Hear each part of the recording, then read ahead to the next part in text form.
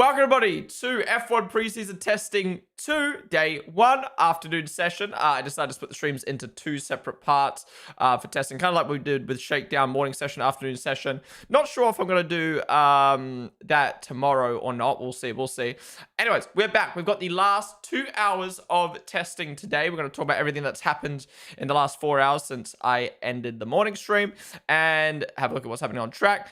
Maybe we'll get another test race because apparently there was a test race I need to look at. There was a test or practice race or practice something at the end of the morning session. So hopefully we get that again at the end of today. And then we might get the post-testing show. I guess we'll find out. Anyways, the key things I have seen, I see right now is Piastri has set the fastest time of the entire test. 33.4, 2 tenths ahead of what Antonelli set. And I believe we had Lance Stroll breakdown or have a mistake. Was it a mistake? I think it was a car problem. Ryan spit off into the gravel. Anyways, who we got in chat? Let's start off the stream. Nacho, not Karatza VIP for today. Nacho, T-Shark, Issa, MK-Sin. Thank you guys all for the follows. Paddy, David, the 26-month resub. God damn, appreciate you coming in for 26 months. What time is it in Western Australia right now? Blicky, I need an un-VIP Blicky official and then VIP Darter. There we go. Thank you so much though for the 26-month resub with Prime. Really do appreciate that, Paddy. And Colored Crusader. Thank you for the follow as well. Qualifying. This is not qualifying Joshua Walter. This is preseason testing. Day 1. Anyways, Nixie, Lomgi, what is up, guys? Anyone noticing the fry smoking a lot longer? Was it smoking? Sup, Taipei, sup, Sunrise, Lowell Stroll. Also, hey, where can I watch this for free? I'm not sure about free, but wherever you normally watch F1 and testing should be on. My iPad, I missed the late stream for me last night. Oh, you missed the this morning stream. Damn. Teams seem to maybe be doing more performance laps now. Oh, absolutely. We're getting closer to Oz, so we're going to get quicker and quicker. Is Cadillac genuine ass? Yes, it is. They are. They're generally that far off the pace. They're so bad for some reason. Well, they're a new team, so. Antonio's, what is up, dude? Welcome. Bro, did you hear that Aston Martin is 4.5 seconds? They're not that bad anymore. They're only 3 seconds off today, so a lot better. You missed Stroll spin. Yeah, I missed that, and I missed the practice stat. We did miss a little bit. Russell has also made the top 3. Yes, but still not quicker than Antonelli's time. Still 10th off. 10 p.m. right now. Wait, really? It's not even that late for you, bro. Oh, today's a full 2 hours. I don't know why I thought it was an hour. No, you get the full day today. You get the full day today of testing. Stroll's gearbox, it seems like blew up and dropped him neutral, making his rear lock. Damn. It's been doing it all day. I think it's just exhaust fumes. Right. Do you see the Turkey news? No. Wait, Turkey? What the fuck have I missed? Istanbul is back? Wait, what? Wait, are we serious? Breaking news. F1... Well, it's not confirmed yet, right? But breaking news. F1 Turkey is returning in 2027. TOSFED, the FIA, and Formula One management have reached an agreement of 2027! Let's go! That's big. That is big. Love Turkey. I think both for a track and a country to be back on the calendar. Maybe country not so much, but the track definitely. 2027 is interesting. So South Africa's been undercut. Look, I think people can now stop complaining. We've now got Turkey on the calendar instead of and Portugal. I don't like Portugal personally, but I would prefer Portugal and Turkey over hot take, Spa, Imola, and Zandvoort. And Barcelona. Barcelona's now rotating. I think it should just got fucked off. Spa should have stayed permanently on the calendar, but I'm not sad that it's on rotational because I think it always produced shit Grand Prix for some reason. Maybe we're better with the new Rega cars. And yeah, I'd happily lose Imola and Zandvoort for Turkey and Portimao. Mix it up a little bit. Keep it fresh, you know what I mean? I like that F1's kind of wanting to keep it fresh. So yeah, that's good. Anyways, it's not 100% confirmed just yet. How's it going though? Ant Placard. What was the stream, dude? How's it using Internet Explorer? Okay, bro. Okay, I don't go live during the day, and it's just every bit of news just dropped. What about the sprint stuff increasing it to 12? Is that new as well? Wait, oh, is this all the talk from the? Oh, is this all the talk from the meeting? Okay. Well, we'll chill and talk about and watch testing for a little bit first, and then we'll get over to Discord and have a look at all the news. Oh, I just realized we got music playing. My bad. Let me mute that.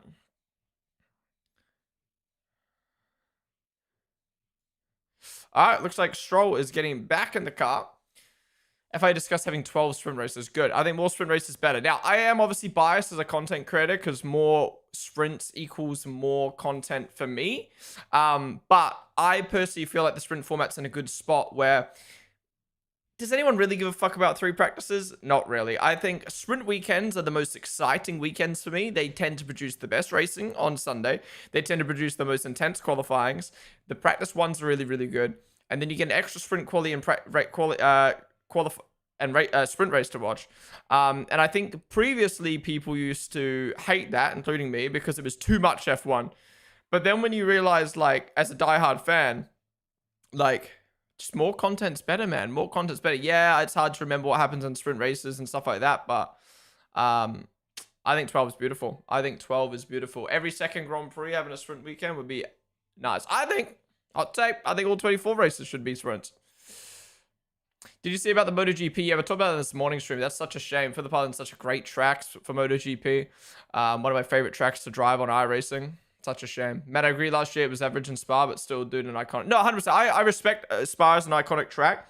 It's more one of those things of like, why are people will get upset when there's one bad race at a track, say like Saudi, or, you know, complain about Vegas and stuff like that. But these are actually good tracks.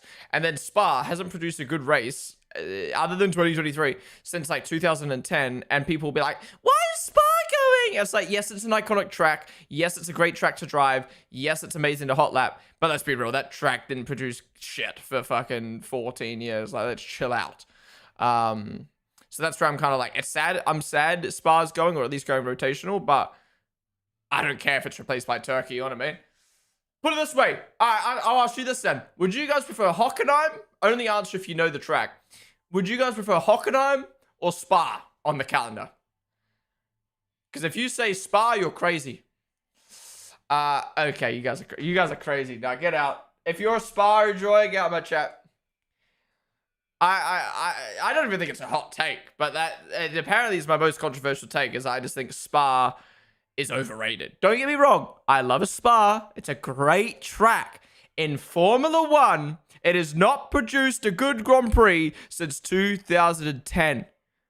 Other than 2023, which was an anomaly.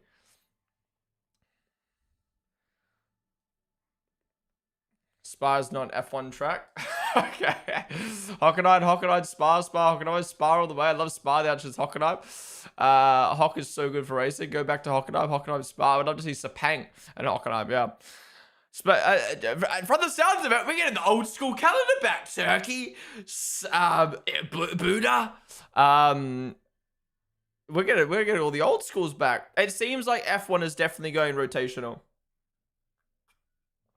It seems like my guess is going to be Formula 1 has gone to these countries: India, Japan, Malaysia, Portugal, Spain, Spa, Zandvoort, Imola. They've gone to all these tracks and gone, hey, just so you know, this is how much it costs to run a Grand Prix now. Because obviously it's inflated from the Middle East, from America, from countries like Australia and Singapore pumping that tourist money.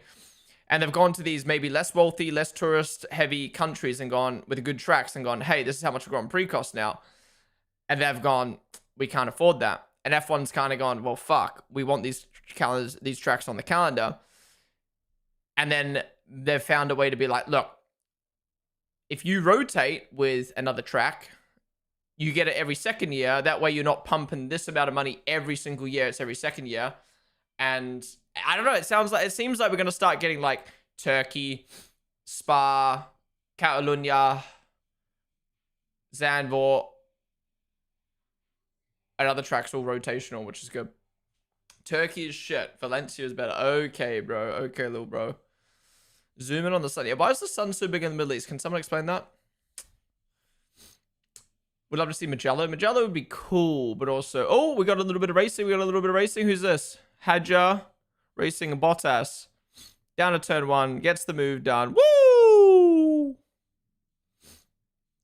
Are they racing Madrid this year? They should be, but I've heard nothing about Madrid. Makes me think that it's going to get cancelled because it's not ready, but... That would be bad if that happened. Why is my nose running again, bro?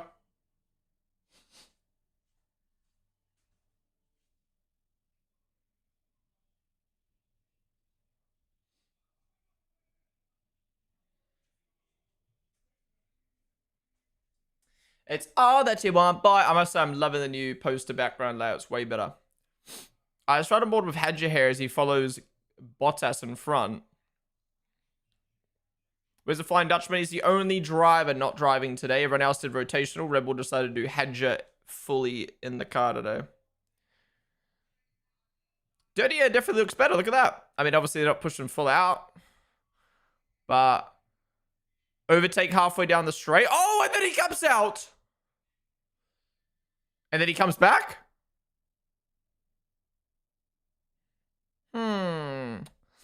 I really just hope we don't get overtakes down the straight, specifically the start of the straights. We want corner battles. This is my concern, right, with the new regs, is we learned this morning, we had a big discussion this morning about Rob, recharge, overtake boost, straight mode, blah, blah, blah.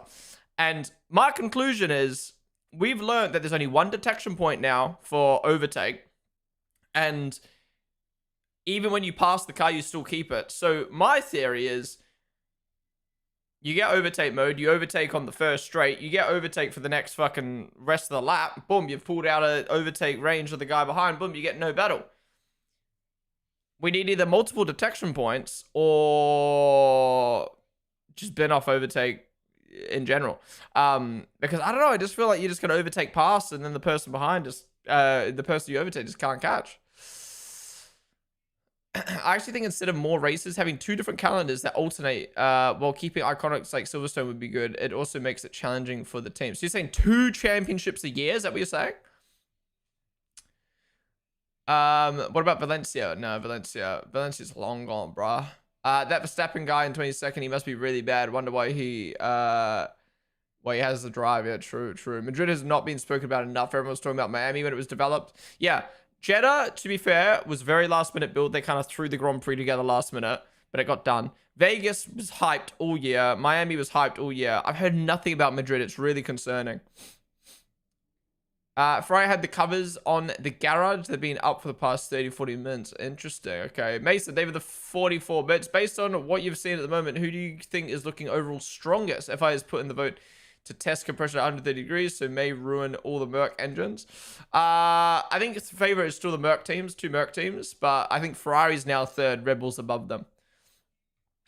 Why the actual fuck are we not racing in Bahrain Outer Loop? Oh, Bahrain Outer Loop. You know what? I love Bahrain Outer Loop, Sakia, but that would suck with this reg of cars. They would just derate everywhere. Madrid is on the calendar and it won't get cancelled. We'll have to wait and see. Maybe they're trying to stop DRS train-like occurrences. Yeah, but then you just get easy overtakes and it's boring. Like, people are like, we want more overtakes, but do you really want artificial overtakes that happen every single lap? Or you want battles. What you want in Formula 1 is battles. God, that Rebel is so good. That's a championship winning car right there. You get 8 megajoule per lap in the very but can only hold 4, so you need to use and save more on corners. Ferrari even encountered an issue, it looks like. There we go. The Audi overtaking the Cadillac as well. Again, so early down the straight. That's not what racing should be. This is what I don't understand, right? When you think about it, DRS was implemented because the cars became too shit at overtaking. So they made a mode that allows for easier overtaking, right? These cars are now smaller, lighter, and easier to race. So why do we need these shitty modes for overtaking? Wasn't the whole point to make the cars easier? The whole point DRS came into play was to make the overtaking easier. So why do they need to exist if the cars can overtake easier? I feel like I'm starting hopeful, but I'm starting to get really concerned that we're going to get overtakes even earlier down the straight than we used to. And we're going to have even less battles than we used to. And it's just going to be like, imagine a race, right? Where it's just like, and Lando Norris overtakes George Russell down the straight. And Lando Norris gets George Russell back down the straight. Like, it's not fun. Like, don't be wrong, it'd be better than what we were watching. But, I don't know. Sometimes rarity is better than oversaturation. If everyone had a Ferrari, it wouldn't be that cool, would it? But a Ferrari's cool because it's rare.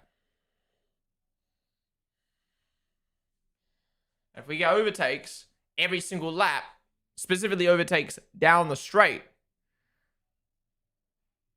I mean, I don't know. Then I think about it. If everyone's just overtaking down the straight, that would be kind of cool. You'd have more chaotic racing. But I want overtakes in corners. I want late breaks. I want switchbacks. I want battles. I want side-by-sides. Not battery-managed overtakes down the straight. Fun Cool Mark. Sander Trash. I think that's the follows. There's a battle between Haas and McLaren that you missed. That was boost versus overtake. It was really, really competitive. There were ways to fight someone using overtake. Also choose true battery real quick. Looks good, I promise. Okay. Is that in the Discord? Laps completed this afternoon. Damn, only 11 for Hamilton, 7 for Bottas.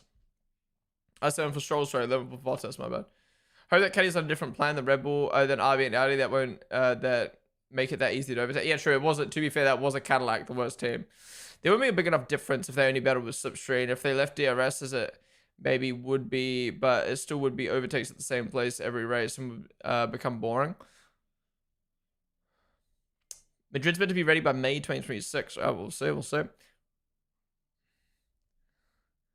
How would your ideal regs F1 look like?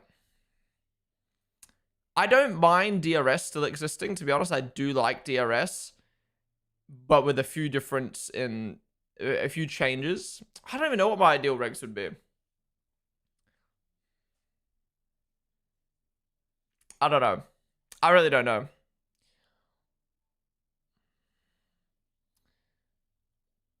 I think push to pass. I really like push to pass in IndyCar. Driver's going to start lifting off mid-battle to recharge. Yeah. Anything crazy happened today in testing? We had the Aston go off into the gravel, but it's good now. Other than that, not really, to be honest. It's been pretty chill. It's been pretty chill testing in general, to be honest. Then again, we haven't really seen all of it, have we? It started 8 hours ago, my dude.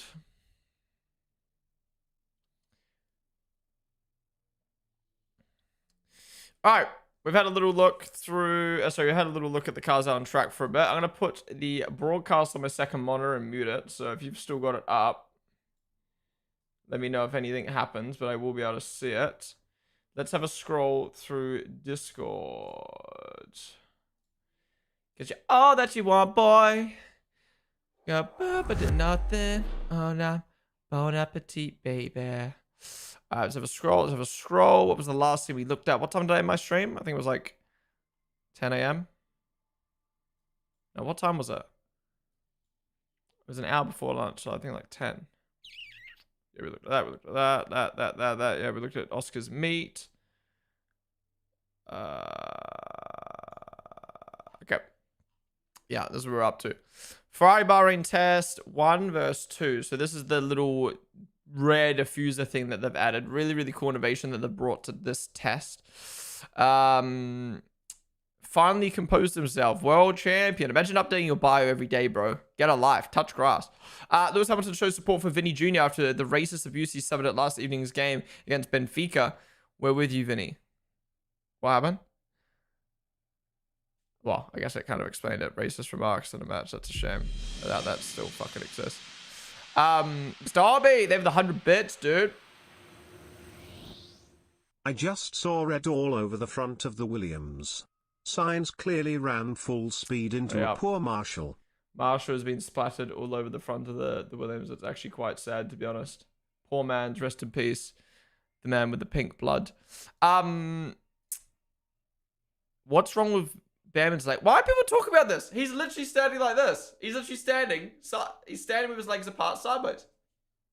How is that weird, bro? What's wrong with his leg? Okay, so we were talking about this the other day on stream, but there's a new podcast. 3 drivers. Called Up to Speed. Let's have a quick little watch. I'm Max Verstappen, and here we are with Up to Speed.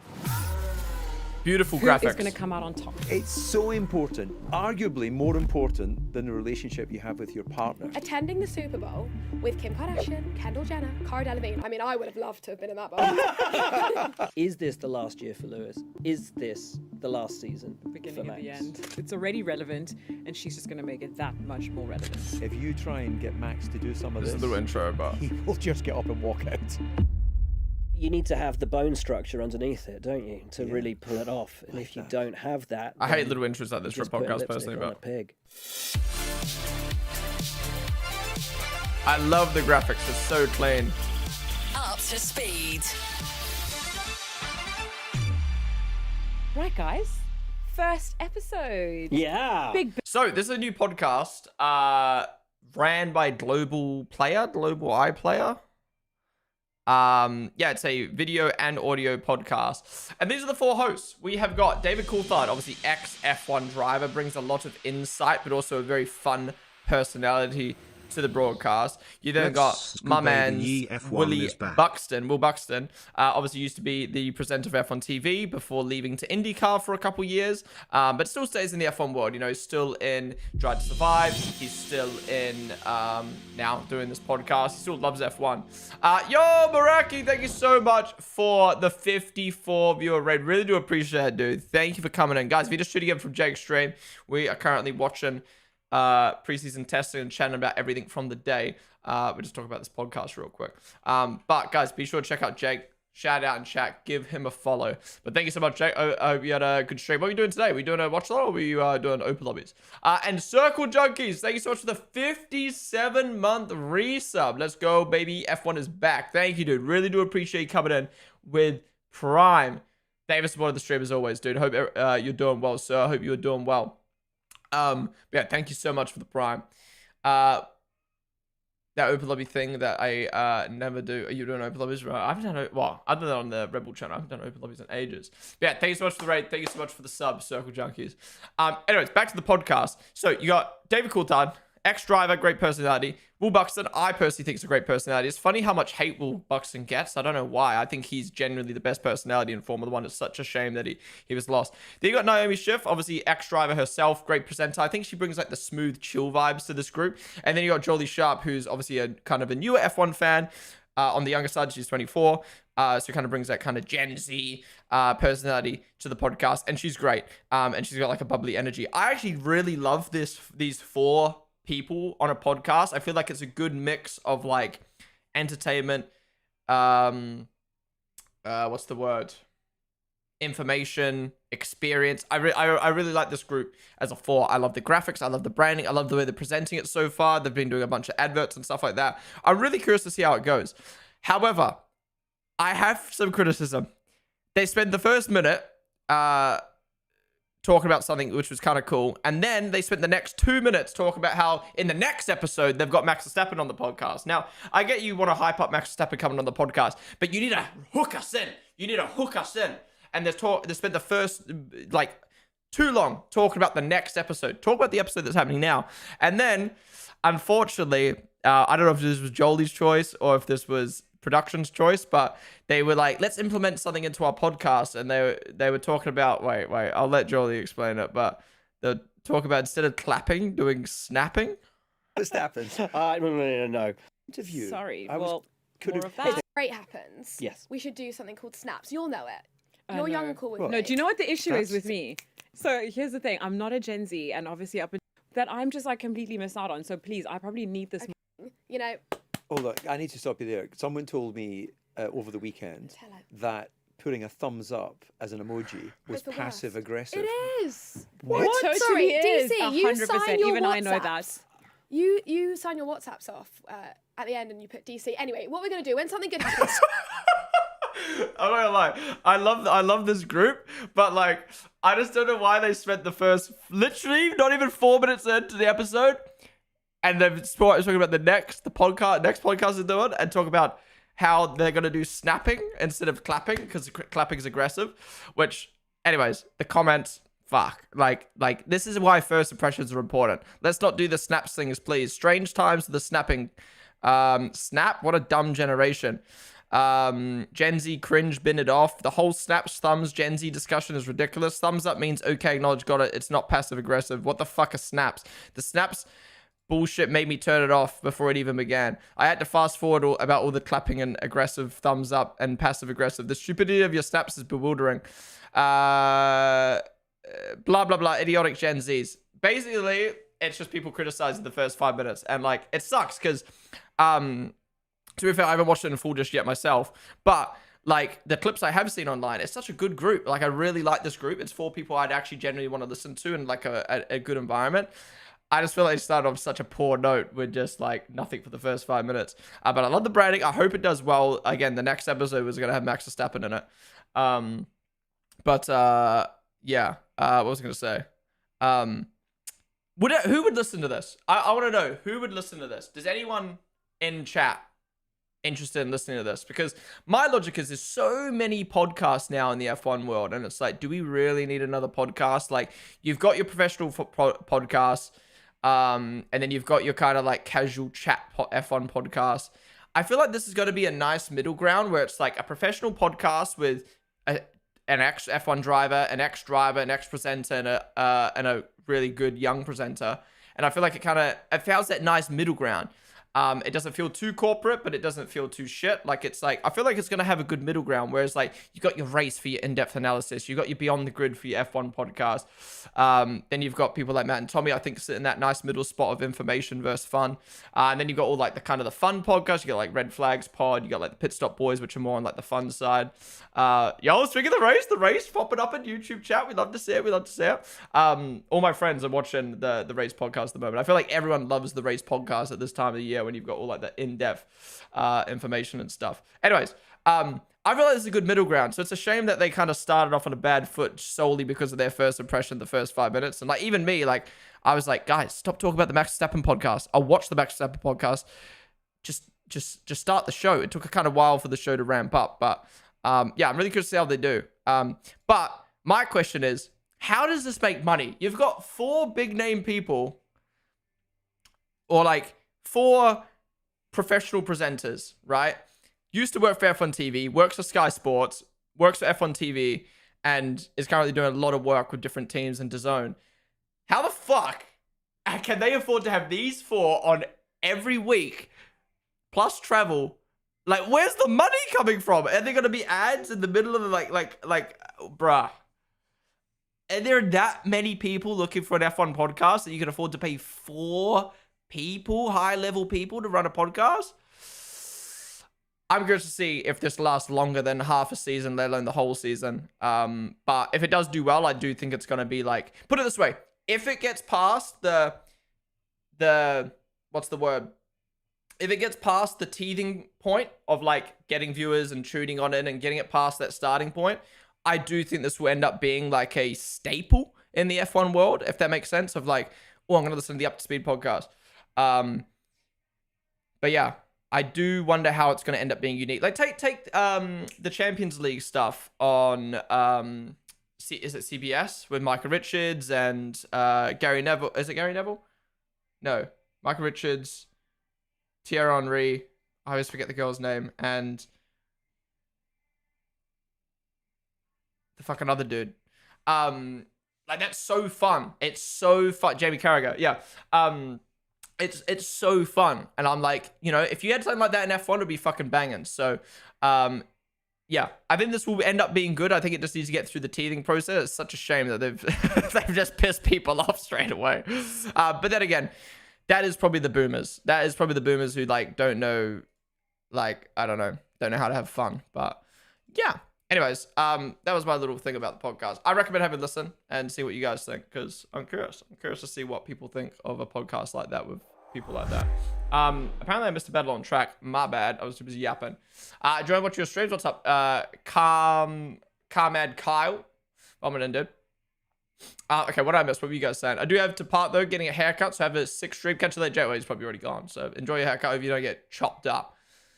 Lock up for our people. What's up? Caddy fam of the stream, dude. Benfica player called a monkey for celebrating. It wasn't even that bad. He covered his mouth with his shirt so people couldn't tell what he was saying. Okay, that's fucked. The guy who said it covered his mouth, so they didn't 100% know what was said, but Mbappe heard it and he spoke out against it after. Right. That's a shame. Will we be live streaming FIFA World Cup? I won't be watching FIFA. Maybe. I don't know. I'll probably end up just going to like the fucking pub because it's just, yeah, wait, World Cup's so late at night. I'll probably use that as time to like hang with friends and watch. Yeah, I'll probably watch all the Australia, Kiwi, and England game. Definitely England games. I think for the Australia games, I'll go find a place where all the Aussies, maybe Clapham. Yeah, we'll go head up fucking Clapham for the Aussie games, and then the English games. The World Cup, no, the Euros. Yeah, the Euros in 2024 were fucking insane. Genuinely, every single pub and like watching party was just every single England match was booked out. It was so hard to find a place to watch. Maybe it'll be easier now that it's later at night. Maybe it'll be harder. I don't know, but yeah, I'm really excited for World Cup this year. You know, it's summer World Cup. Woo! It's gonna be good. Old people always do it. Everyone in my work does thumbs up to any message. Yeah. The thing is, people take it seriously. Like, Jolie's clearly taking the piss. Like, she's clearly like, it's passive-aggressive, DC. Like, you know, she's talking about, like, it's the joke. And, you know, for younger people to be like, all the old people do thumbs up. And then people in the comments, what's wrong with a thumbs up? Like, bro, don't get offended. It's just a joke, all right? But you're going to love DC. Always sign his messages off with DC. Now, Americans think using full stops is aggressive, too. Why is she on him like that? I always use a thumbs up. Piastri again overtakes very early on the straight. This time Sainz. The ping looks so weird on Sainz car, doesn't it? Obviously just testing. We don't know modes and batteries. Yeah, exactly. Haven't really watched it once. I turned off the podcast after the stepping thing, not gonna lie. Only other podcast I listened to is Matt and Tommy. The Fast and Curious is my top one. I forgot about Fast and Curious. I feel like they're probably more on the lighter side. I haven't watched enough of their podcast, but they definitely seem more about like the goss and like fun than it is about like information and like learning. But yeah, Kasia Happy is my favorite. Yeah, they're very fun too. Podcast wants to give out a ton of money. Yeah, true.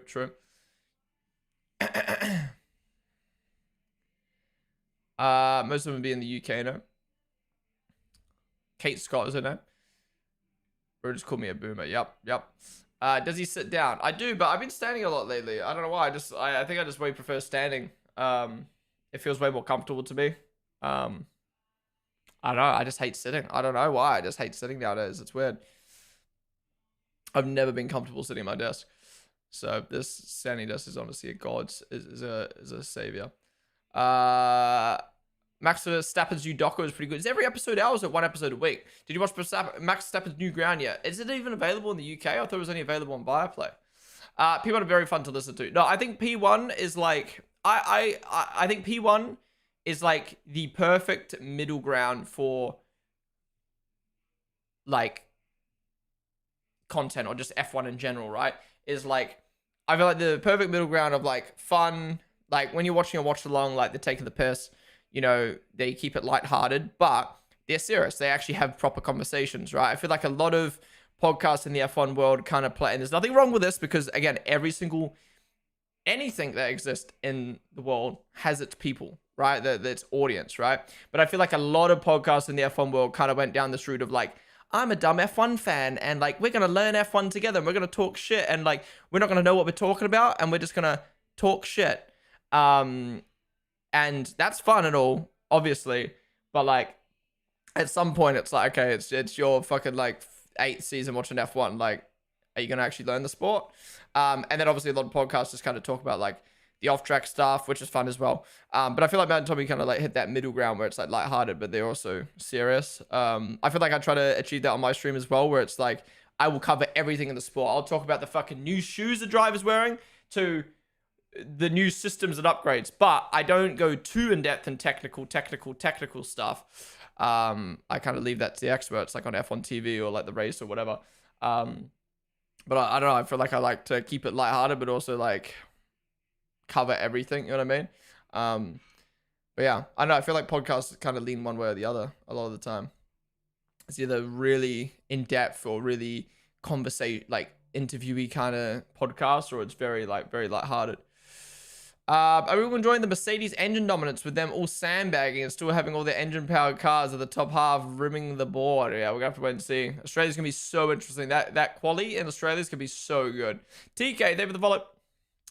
I work from home. I have to get used to standing more after working instead of sitting down all day than laying down. The Flovis on Williams looks the same color as the Audi red. Yeah, the pink is nice.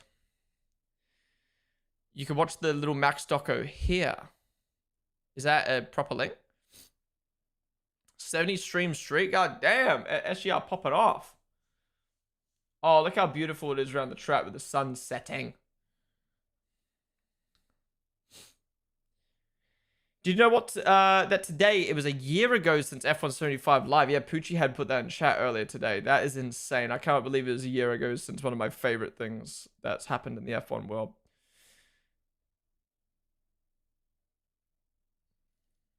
Bro is actually live right now? Wait, what do you mean?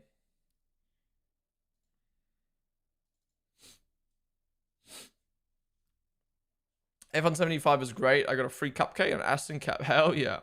I tried out a lot of podcasts before I committed to anyone, and I didn't like the format of a lot of them. Yeah. I think if I'm being honest, I think the F1 world lacks, like... I think, speaking of standing up, I'm going to sit down now. I think the F1 does lack a lot of maybe variety and a lot of... I think put it this way. I think last year was the first year I feel like the F1 content scene really diversified its content and started to go more towards the professional side of things. What I mean by that is if you look at the football world, you've got so many different things. You've got your diehard podcast, you got your watch alongs, you got your casual content, you got your, you know, like even like your Chris MDs and stuff, you got your gamers, you've got like so many people doing different stuff in the football world. For the longest time in F1, it was like people making silly TikToks. Again, nothing wrong with that. You got people just like streaming casually, I guess you could say. You've got podcasts doing like very, very, very watered down podcasts or very niche podcasts. Like everything was just so like, I don't know. It was just very like, there wasn't much variety. It was like everyone was doing the same shit. Now I feel like the F1 content space has really stepped it up in the last 2 years. Like everyone's kind of finding what they like doing, and like there's different creators for different things, and like there's like this real proper like, I don't know if ecosystem's right the right word, but it's kind of like, I don't know. It's like, I don't know. I like it. I really like the direction F1 has headed in the last 2 years in terms of the content space, and I think it's only going to keep getting better and better and better. I mean, my only wish is that F1 was a bit more loose with like copyright and stuff like that, because I feel like when it comes to the NBA, for instance, they're really good with allowing kind of like people to use like clips and stuff like that for like reposting and stuff like that. Other than that, I think F1 content space is in a really good spot. Like, I don't know, like I feel like in the F1 game world, like, you know, like people have like got these real big communities of like open lobby racing and events. You know, like the creator series is doing really well in terms of like that being the creator space. You got your career mode guys doing like full on story mode careers. Then when you come to the watch along space, like you got people like myself who like covering like you know, whatever it is in the F1, like reacting to it. You got the fan reaction series. Then you got in the podcast space, you got very different levels of podcasts. You got kind of the more interview style, you got the more casual and like new to the sports style, you got the more in-depth style. When it comes to like TikTok, you got the skits people, you got the people who like cover the news, you got the people who make fun little videos, you got the creatives. Like, I don't know, it's good. But at the same time, it's still nowhere near fucking football, but football's the biggest sport in the world, so what do you expect? These streams are basically an interactive podcast. The normal podcasts are great for showers or commuting and stuff like that. 100%. I feel like my stream has like different layers to it. I feel like like my stream has different layers to it. Like you've got when we're like watching something, let's say we're watching like the pre-race show or like the build up or the driver's parade. Like I feel like that's like a fun, like we're watching something together, like we're reacting to something together, we're discussing like what's happening. Then if you're watching a practice watch along, or if it's like a practice watch along, we're talking more in depth about Formula One and like the stories and like what's happening. If it's like a qualifying or race watch along, that's more like reactive. We do like activities. I don't know. I feel like we do a bunch of different stuff on the show. I don't just like stick to one thing, I guess. And then I think like the broad concept is just like covering everything in F1 in a fun way, a fun but serious way. I don't know. Yeah. Is there any good F1 podcast? I've never really looked into it. I'd probably say Matt and Tommy are probably the. It depends what you're looking for. I'd probably say Matt and Tommy are like the best middle ground for a podcast, to be honest. In my opinion. The Williams turnaround of the last week has been quite impressive. How much better can they be by Melbourne? Yeah. I do wonder how many teams are going to show up to Melbourne first practice with something new. Like, and just use 3 practices to get used to that. Or if they're just going to like be like, you know what? Let's just leave our car as is and let's learn it. Because that's apparently what McLaren is saying. McLaren is saying, we're going to leave our car as it is and just show up to Australia with that car and learn the car for the first few Grand Prix, and then we're going to bring upgrades later. Which I think is smart. You did it. Luigi Fagioli, the oldest winner of a Grand Prix. 1951 French Grand Prix. He was 53 years of age. Keep signing those contracts, Fernando. There's still a chance. Imagine they kept DRS like last year, but added front wings to it as well. It would be much better and effective. I agree. Was Max Verstappen not out? He is not driving today. It's just Hedger in the car. Oh, so you guys are out? Man.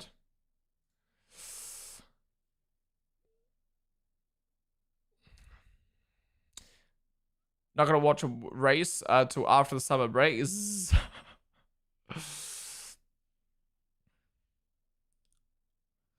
You're representing the younger F1 gen. Matt and Tommy are representing the unks. I wouldn't say Matt and Tommy's content is for the unks though. Like I really don't feel like Matt and Tommy target older audiences, if I'm being honest. I feel like the more traditional stuff targets the older guys. Commentators currently talking about Aston Martin and how they can't just flip a switch and get results immediately, except they did that for the first part of 2023.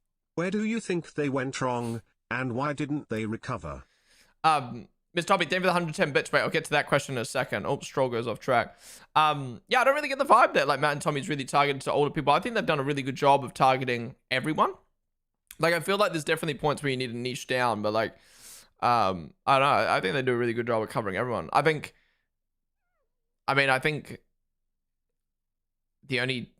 know. I think the difference between Matt and Tommy and my streams is like Matt and Tommy kind of cover the, how do I explain this? Like Matt and Tommy do watch alongs for qualifying in the race, and then they have their podcasts, and it's like they have a set amount of time that they allocate to talking about the sport, which is when they're qualifying and race watch alongs, and then their videos or their podcasts. Whereas I would say like I'm just live for anything and everything Formula One. So like I feel like my stream is more like or my content's more of like a place to come in it whenever you feel like talking about F1. You can come in for 10 minutes, come in for an hour, come in all day, and chat. Whereas like Matt and Tommy's more like they'll go live for an hour, or they'll do a podcast for 40 minutes, or they'll do a video for 20 minutes, and like that's when they're going to talk about F1. So I think that's the only difference really between us. I wouldn't say it's more Gen Z-esque. I think, yeah, I guess you can maybe argue like older people are going to be more inclined to listen to a podcast or watching a 20-minute video, whereas Gen Z is more inclined to tune on into a Twitch stream and hang out for a whole day. You know what I mean? I think that's the only difference really. I mean, I joined in 2016 and watched a WTF 1 to start with. Now watch you, Fabio, and Matt and Tommy. Hell yeah. Did you see the bullshit comments Lando said towards Max? Might be a few days old now, so I'm assuming you have. Yeah, we spoke about Lando's comments. I don't know. I don't think Lando was wrong. My conclusion of that is like, I don't think Lando was wrong in what he said. I just think it's kind of like, why is he saying it? Yeah, a lot of sparks coming out the back of the Haas. Anyways, Mr. Hobby, to answer your question. Commentators talking about how Aston Martin can't just flip a switch, but they did that in 2023. The difference is in 2023, it was the second year of reg cycles, and they sacrificed 2022 to a degree to focus on 2023. Now it's like, okay, do you spend the whole year developing? Or do you sacrifice this year to focus on 2027? And like, you know, some teams are going to learn more than others. And yeah, it's definitely not going to be a flip of the switch. But an upgrade can definitely turn your car around for sure. I enjoy Cameron CC as well. Often in-depth discussions with Peter Windsor. Wait, he does videos with Peter Windsor? I didn't know that.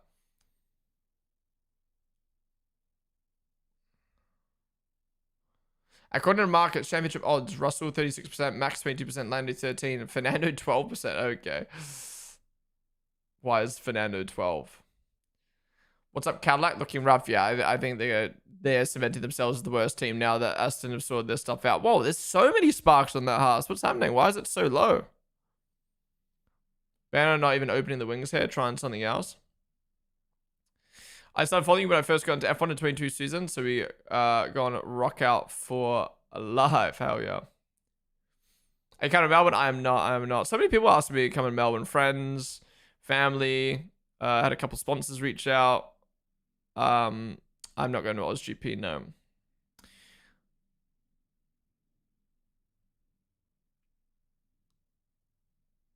It's one of those ones where I would have, that would be one of the Grand Prix I would 100% attend on my own accord because I love it so much. It'd be nice to see friends, see family. I'd love to do an RL stream in the city and like around the Grand Prix and stuff like that because I've been before. But it's the first race of the season. Like, I cannot sacrifice traveling and doing something different for the first race of the season.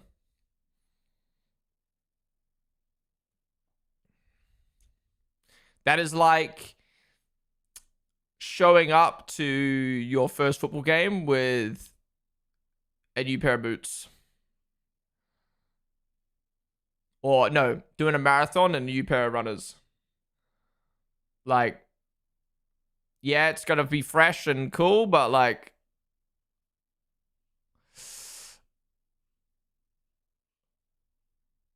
Yeah. Going to first football game with a hangover, yeah. We wake up for practice session in the middle of the night. Yeah, I'll be live for all the practices. Same as last year, live for every practice, every quali, every race. Obviously with testing, like the shakedown, we did split streams. This testing, you know, I don't probably end up doing split streams, but when it comes to practices, like it's an hour, it's easy to cover. I feel like as well, like we obviously got F2 to watch. In between sessions, it's been so fun just chatting about random shit with you guys. Peter Windsor is very stubborn and opinionated sometimes, though. Wait, what is Peter Windsor's background? Because he's like very like respected in the F1 world, right? Like, is he? He's not an Sorry X, for like... the bit spam, but the Cadillac looks so incredibly slow. Even in the run-up to turn 10, it's like they're lifting and coasting right before turn 9 and just carrying the limited momentum they have. It's strange considering they're using a Ferrari power unit. Why did you say Ferrari like that? Mr. Hobby, they were the 100 bits, dude. Never apologize for the bit spam. You know, if you choose to donate $1 or 100 bits, that is the privilege you get of being able to do the TTS, so thank you. Yes, I don't get how Cadillac's so slow. Like you said, they've got a Ferrari engine. It's not an Audi, it's not a Honda engine. I really thought there was a world where Audi and Aston were going to be slower than Cadillac solely because of the engine. But no. It makes such a difference being a new team when it comes to the aero and stuff like that. Well, I had this in the purple sector 1. It was looking good, and then it all fell off in sector 2. He's going to slot in probably behind Antonelli here. Yeah.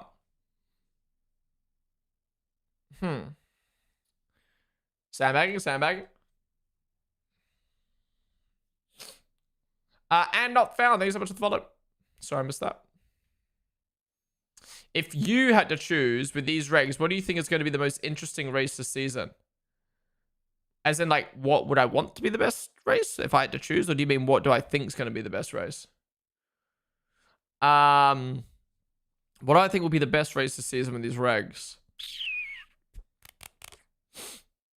It has to be a track that has good amount length straights, not too long, but not too short, with a lot of corners. Let me have a look at the calendar.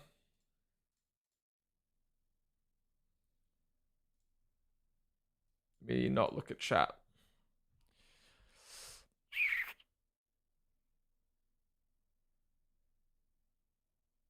Japan could be banging, like straights that aren't too long,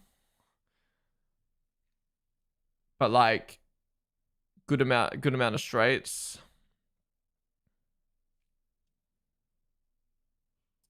I actually think Spain could become a banger. The straight is long, and then you've got the nice left right carry the speed into the next section. Then you got the other straight. You got corners that are actually able to be overtaken through.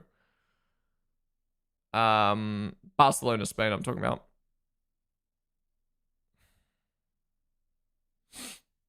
Brazil. I mean, I think Brazil will still be a classic.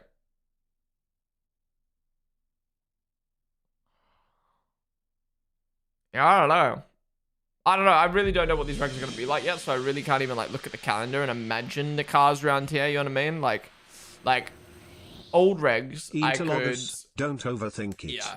I like the old regs, I can look and be like, all right, well, that track's straight's too long, or that track's too tight. But I can't really even like visualize these cars around a track at the moment, and like with the ERS. But I'll probably say Interlagos, Japan, and what's the other one I said?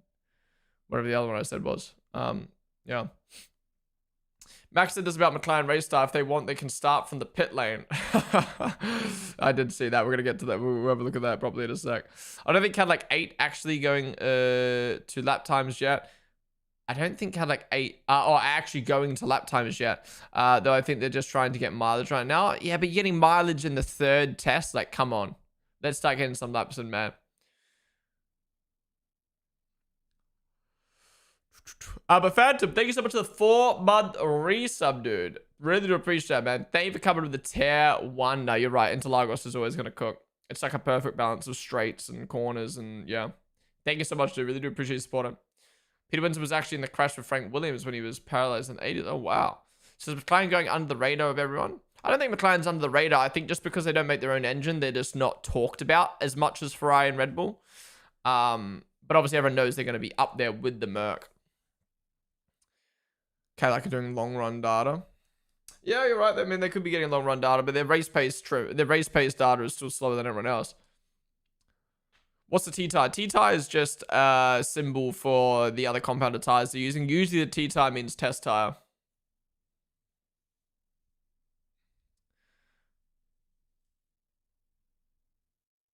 Brazil is smaller straights, the battery draining less, and will have good amounts of recharge in sector 3, so overtake mode shouldn't be a joke there, yeah. What are you watching testing on? I'm watching on F1 TV. Alright, let's go back to scrolling Discord. Oh! Cadillac just went off track. Is he good? Has he got a problem?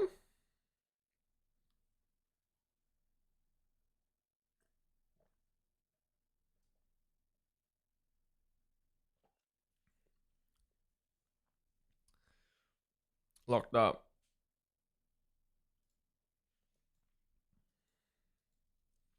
Alright. Let me put the broadcast back on my second monitor. Let's go back to scrolling Discord because a bit of stuff happening. A bit of stuff has happened that we haven't spoken about yet. Hey. Oh my god, even this gives me a lot of excitement. I can't wait for Australia. What is this? Oh, kill. What was that? Update. Red Bull's engine suppliers ExxonMobil confirmed they have already received the green light for their 2026 sustainable fuel. You're telling me these cars still aren't running the actual fuel? We're literally, what, less than 14 days? No. basically 14 days away from the first Grand Prix, and we haven't got the actual fuel in the cars. That's fucked. Regarding the meeting about engines, the Mercedes engine has passed a hot test, so no changes are expected to the Mercedes engine. Ooh. Ooh, now did Mercedes cook with a change on their engine? Interesting. The baggy jeans did not last long. Bro is back to the tight jeans. Red Bull will not run any more tests this morning after finding a problem in its water system. Alex Albon, on which F1 driver the 2026 regulations will suit the most? I think it's Lewis. Lighter cars, I think his style suits his cars a bit more. He makes the corners really short and he doesn't focus on exits. I don't think that's the worst thing in these cars. Interesting. Carlos Sainz pancakes impression. Is this new or is this old and reposted? Oh, I have a really good recipe of pancakes. Oh, I have a really good recipe of pancakes. Oh, get the eggs. Oh, you get the eggs. You separate the yolk. You separate the yolk. And the whites you zzz, And the whites you zzz, until they become fluffy. Delicious. And what do you have with your pancakes? You're gonna call me very strange here. Nothing. I love the dough. You're gonna call me very strange here. Nothing. I love the dough. Okay, that's just criminal, isn't it? Who the fuck has pancakes with nothing? It's being said Ferrari deliberately saved this update for the final day and that it could be worth up to 2/10. The idea is to convert the exhaust airflow into downforce. Damn. This morning, some figures, including Andrea Stella, reportedly studied that area. Interesting. 也在这里祝大家春节快乐，新年快乐！希望在新年可以心想事成，然后有好运带给大家。新年可以心想事成，然后有好运带给大家。也在这里祝大家春节快乐，新年快乐！希望在新年可以心想事成，然后有好运带给大家。新年可以心想事。We're back with the 5 people press conferences, finally. I don't know about you guys. I feel like the chair makes it feel too casual. And like they yap to one another during the press conference and stuff like that. Like, I miss the old days when they were up on like a pedestal. And you could see all of them on camera at once. And like, I don't know. Either way, at least we got 5 people back. Okay, so this was the controversial kind of... not controversial. This was the little comment from Max. A bit quiet, soz. Honestly, they were asked about the race starts. I don't think it's more dangerous than before.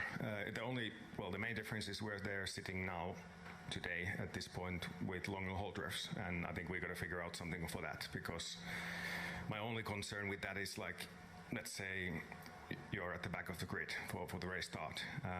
Once you start putting your hold refs, the light will already start going, and you won't have enough time to get the turbo spinning, before the lights go off. But that's obviously only an issue for the drivers at the back. But apart from that, I think we'll find solutions, and I don't see any element of danger in just having longer hold refs, so should be okay. Thanks, Patrick. It's definitely not dangerous, and I think that we should probably take that connotation away from it, because it's just a different procedure. It's just a longer procedure than it has been in the past.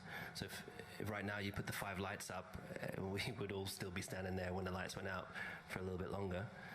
But you can still pull away without the turbo going. It's just you probably will anti-stall a couple of times. So I guess perhaps the anti-stall is something that maybe is a potential for some people. But I don't think that it's dangerous. You can always start from the pit lane if you feel unsafe. Exactly. Yeah. You catch up, turn 4 anyway to the back of the pack, so it's okay. Thanks, guys. Honestly, I don't get this from... I don't get this specifically from Lewis, the way he worded it, but all 3 of them saying it's not dangerous.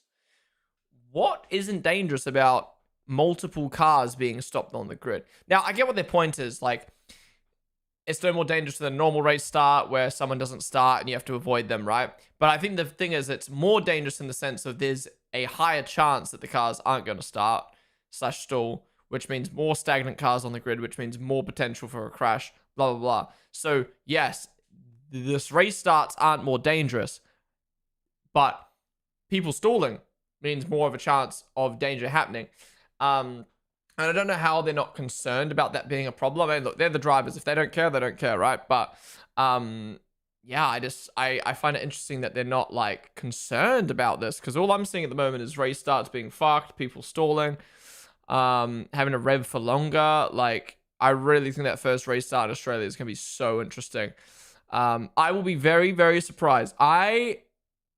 If all 22 cars start, 0 problems in the Oz GP, I'll eat my dick. That is, I just think I think at this point in time, unless they change the rule, obviously, unless they change, not the rule, unless they change the procedure. But right now, like, I just don't think the cars have enough time to rev up. And even then, like, I'm still seeing Hulkenberg this morning had enough time to rev up, and he still anti-stalled. So even if you have enough time, it still seems just harder to start in these cars. I think it's maybe for people in the back. People on the front will have time to rev up. But again, like I said this morning, Hulkenberg had plenty of time. He still stalled. So any problem for the back markers, they won't have enough time. They just have to rev more than last year. I wonder if old turbo engines in the 80s had similar issues revving the engine. They're saying that people at the front shouldn't be stalling. Right. Someone is munching on a sausage on Sunday then. It's easier to say that now. I could see them changing it after Oz. Yeah. Are you hearing about the practice start today? I haven't heard anything. What is happening? But I'm keen to see whatever that is. News. What is this? Let me guess. It's not even news. Starting from August 1st, 2026, the FIA will change its method of measuring the compression ratio. It is expected to switch to hot temperature starting from August 1st. Oh, so over halfway through the season. Cool. Hamilton is happy so far. The car's performance so far generally excites me. Work with this new generation of car is a very different experience. We're trying to figure out everything from the... I always do that, open it, and then I lose where I was up to. We're trying to figure out everything from scratch in real time. Last year I had a race car whose baseline I inherited from someone else. But this year's car is a model I've personally helped develop in the simulator over the past 8 to 10 months. It's got my DNA in it, so I feel much more connected to this car. Interesting. Ponden greeting all the drivers. Wait, wait, you guys kept saying it sounded like I was saying hello to the drivers. I didn't get the reference. Claire morning, Hamilton afternoon, Albon morning, Sainz afternoon, Lindblad morning, Lawson afternoon. Okay. Not ready at all to have a while not ready at all to have a while off of barely any overtakes because everyone's... Let's think about this tweet next time. I find it at the moment extremely difficult to get any overtakes. Charles Leclerc on concerns of lack of overtaking under the sport's new regulations. Right, we haven't even had a race yet. What do you mean? Updates to the RB22 during the second Bahrain test. This is believed to be their R1 package. It includes a new side pod shape, a reprofiled FW main plane, and outboard foot plate straight, a secondary RAS winglet, updated mirror strays, and airbox horns. I see. Yeah. Don't know what else to look at though. 13 drivers championships between these people on the sofa. Sheesh. We saw that. This is about Max driving with Vettel and Le Mans. This is a video? No, not a video. Max Verstappen are doing Le Mans together with Vettel. I would love to do that, but of course, only if we're able to fight for wins. You need to be in the right team. So it's a bit difficult to say when this can happen. I mean, I heard Alonso saying he'll race until he's 75, so I'm sure we'll find a time in a year to all race together. Fancier? Fernando, yeah, I have 100% record in Le Mans, so if I do it again, they need to be well prepared. Cool. Piastri involved in a massive crash before Melbourne season opener. Okay, bro. Oh, we have radios in the afternoon session. Oh, do we? The steering feels a bit heavier at the apexes now compared to last week as I'm turning. Understood that would be the changes with the steering wheel. Okay, so they got different colors now for engineer versus driver, I guess. I guess that's to help blind people know, not blind people, deaf people know who's speaking of the two. Didn't there used to be an icon? They were just like, fuck that, let's get rid of that. Let's get you rid of this useful icon that used to exist. The fry is finally back out. Let's go. Lewis done hardly no running, but he isn't happy much now. Yeah, true. Okay, then Stroll caused a red flag and walking back. This is what happened. This is very interesting. Fuck. The whole of the underfloor of the Aston got shown. That's very interesting design there.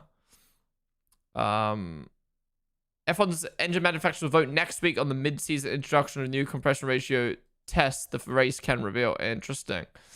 It appears to be a failure of the active aero system. So what, his active aero didn't come back up into the corner? That's bad. A crash being caused by an active aero system failure. Here's Stroll's off.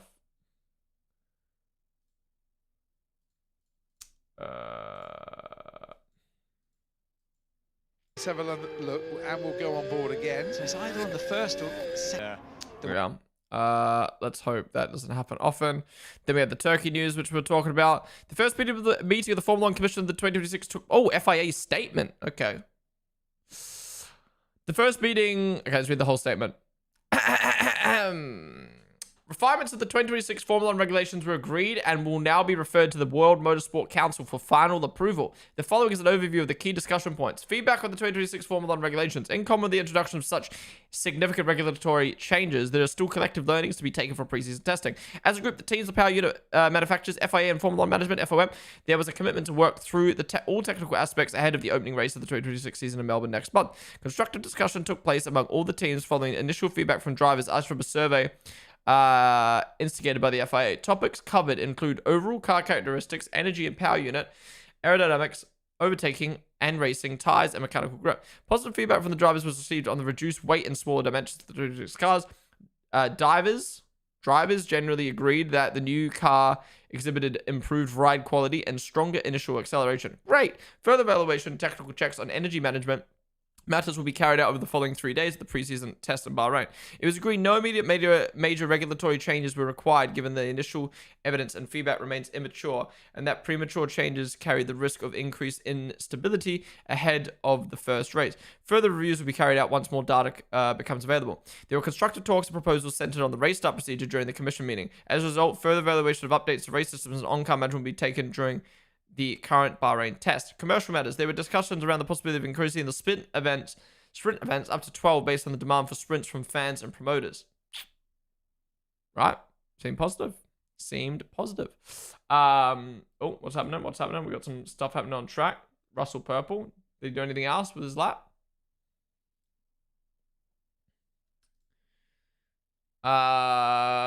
Russell was purple, but missed turn 10. Oh, okay.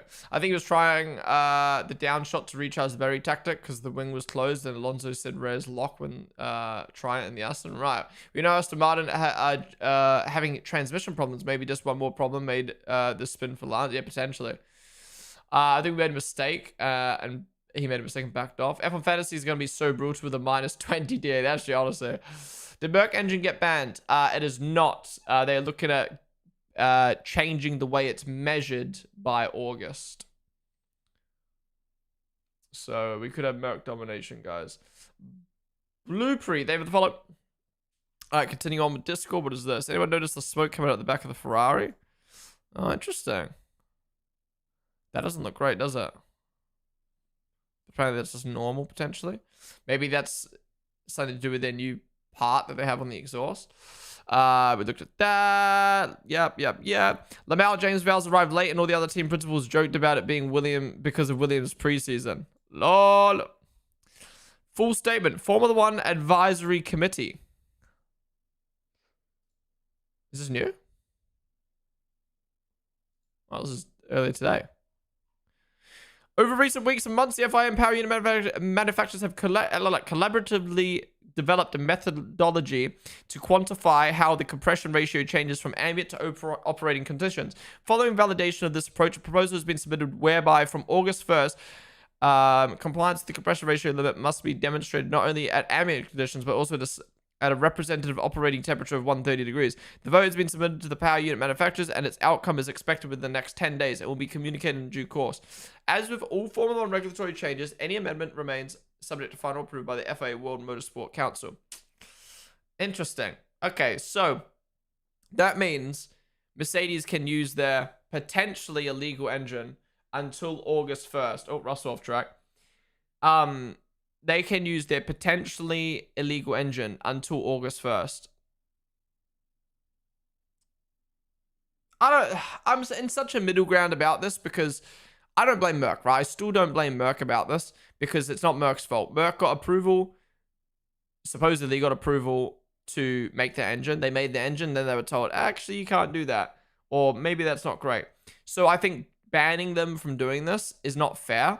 But also, if you're the other teams, you come in with the idea of, hey, this is a 16-to-1 compression ratio. And then you find out Mercedes is running 18-to-1. You'd be pretty pissed off. So I feel bad for Merc, and I feel bad for the teams.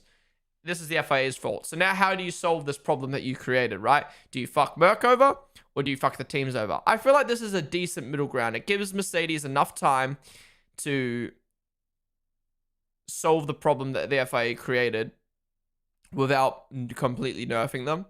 But I would almost argue August is too late. Like, I don't know how long it takes for an engine to get developed, but like, this isn't like a major constructural issue with Merc. This is like a, from the sounds of it, like an issue with the materials being used. Surely this is like, surely we could have made this like,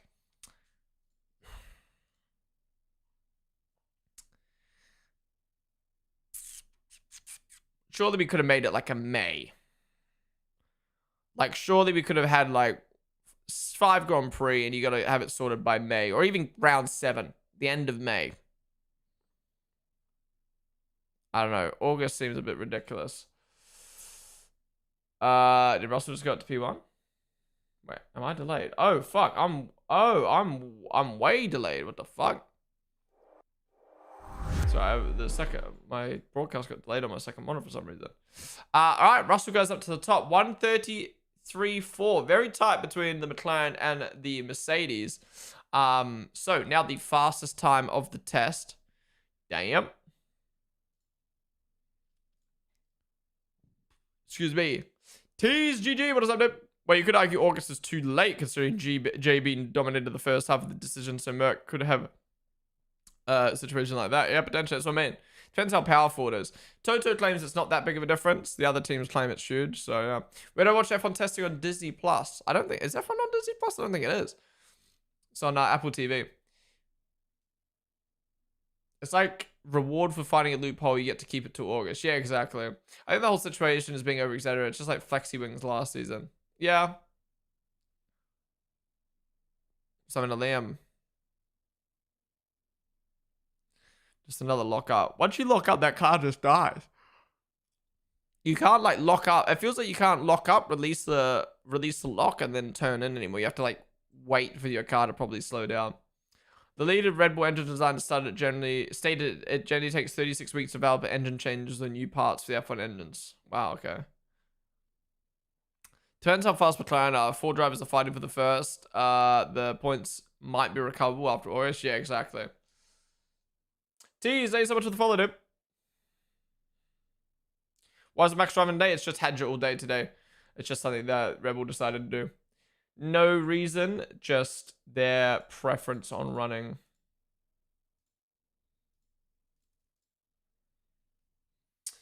What do you think the pecking order will be just from testing? Mercedes 1, McLaren 2, Ferrari 3, Red Bull 4 is my guess.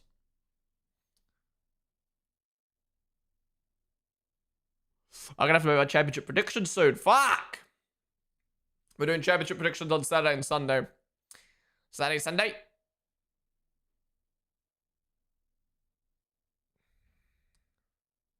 They might as well just change it to next year if they were waiting until August. Yeah, but like whoever it was that just said that in chat, like it's still recoverable after that though. Sure, but August have a ton of data on the new engine, which teams wouldn't like either. Yeah, true.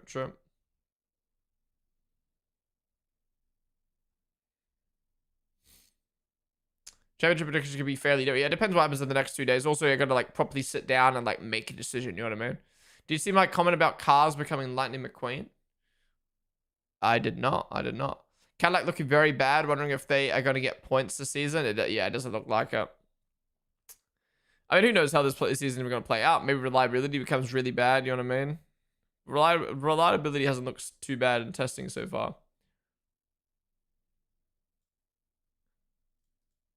Piastri yellow. All right, let's go back to Discord for a bit.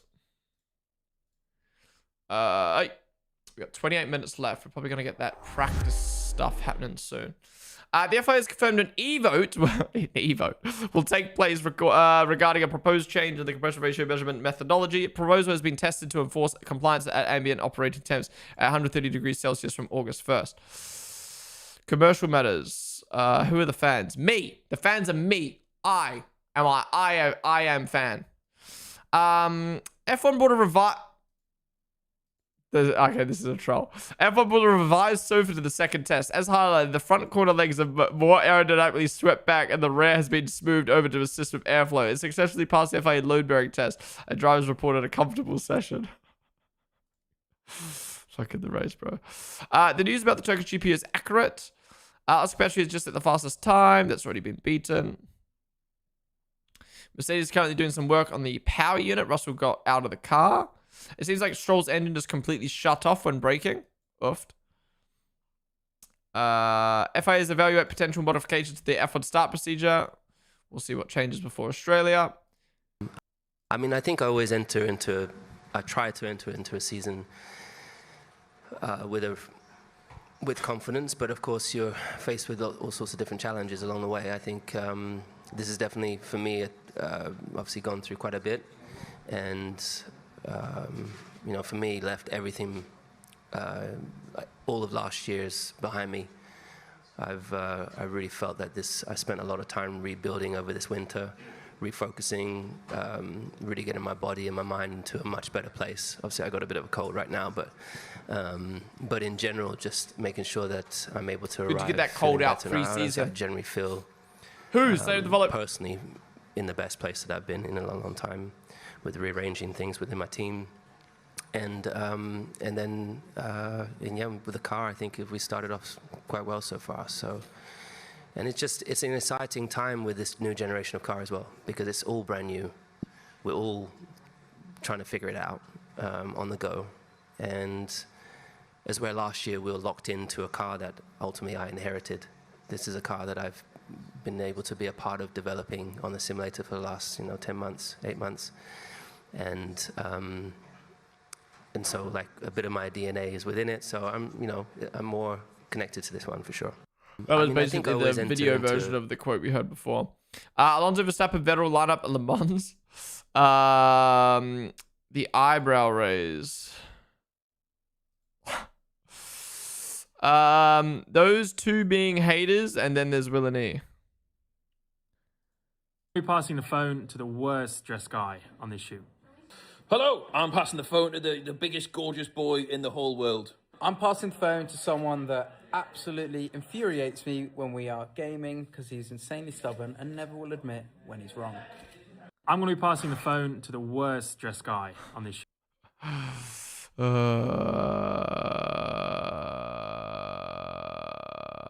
The FIA will test a new start procedure with an additional 5 seconds today at 18:50. That is in 16 minutes.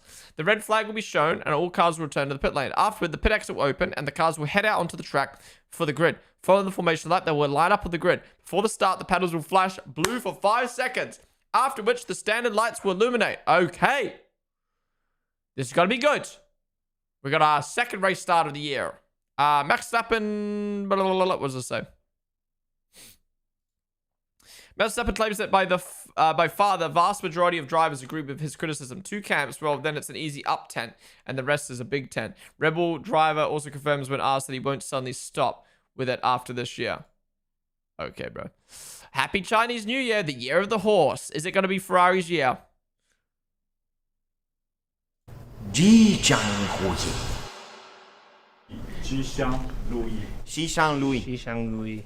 Hi everyone, it's Charles. One second. Sorry. Excuse me. Xishan Yuli.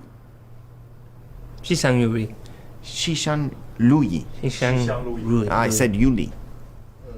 I say again Xishan Yuli. What's this one? Oh, that's it. for you. It's okay. 开雷，新年快乐。新年快乐。新年快乐。 Amazing. Gee. Bro, bring back the fucking Russell Chinese fucking TikTok account. Oh my god. Suggestions, we saw that. Oh my god.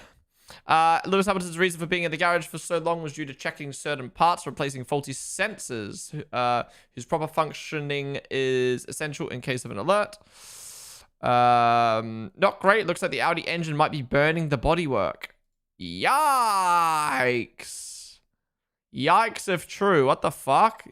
You can really see it's like burnt there, and then there's like an outer layer. That's fucked if true. Why are there so many posts in other languages now? What a plan. Watan has traveled to Bahrain and meets Newey in the garage. If he's traveled all the way to Bahrain, things are getting serious.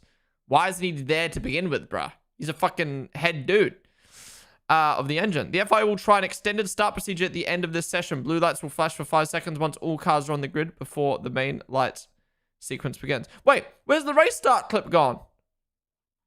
Did I scroll past it? They did a practice start. Yo, someone find me the practice start that they did at the end of the morning sesh. Because that was kind of hype. They did like a little race. Wait, no, it wasn't a practice start, but they were racing, right? Someone link it for me.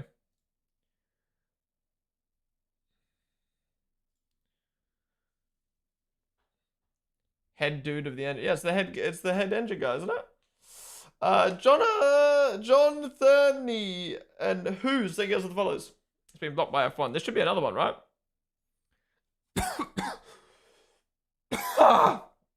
So I'll find another one. Did you see the turkey news was fake? That's what the tweet said. Oh. No, it's been reported by like some trusted people, right?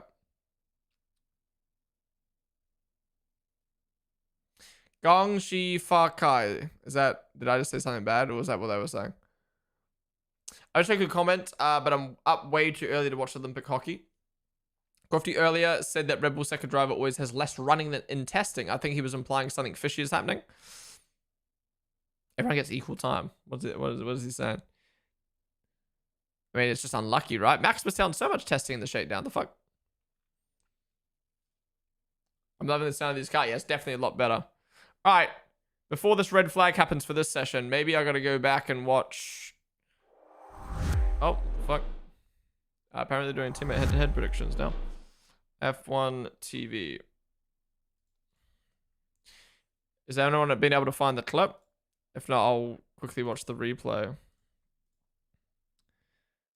Okay. Okay, I'm gonna be a naughty boy just because the clip got taken down. Let's quickly watch what happened this morning. This little race that they did. So did they do a practice start? Or did they just race each other? Oh, so they came out of the pits. And then they just started racing. Yeah, so this is what I saw. This is pretty fun. Keep your battery topped up. There's going to be a lot more to these rolling starts as well than there has been. So this was a rolling start. So you got Williams, followed by McLaren, followed by Merck, followed by Cadillac. This is pre-season testing for everyone. Around the final 2 corners of the racetrack, Alex Albon. Do they race better? Do they follow better? The cars look so much smaller, man, watching them like this. Kimi Antonelli alongside Lando Norris. And the red flag is out once again. Yellow flag, now the red.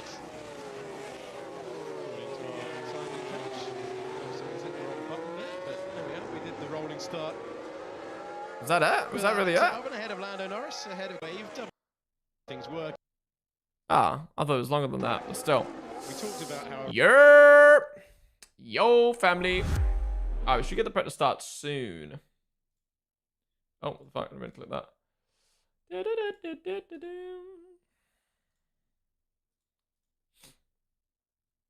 Oh, what's happened to the horse? Oh, it's the V-Cub overtaking him. So Fabio, did you stream the whole day? No, I just went live first 3 hours and then last 2 hours. Oh, Liam got blocked. Oh, and he went off track. What's he doing? Oh, and they had to boy the car behind. Lando was here earlier. Ponden, wait, what do you mean Lando was here earlier?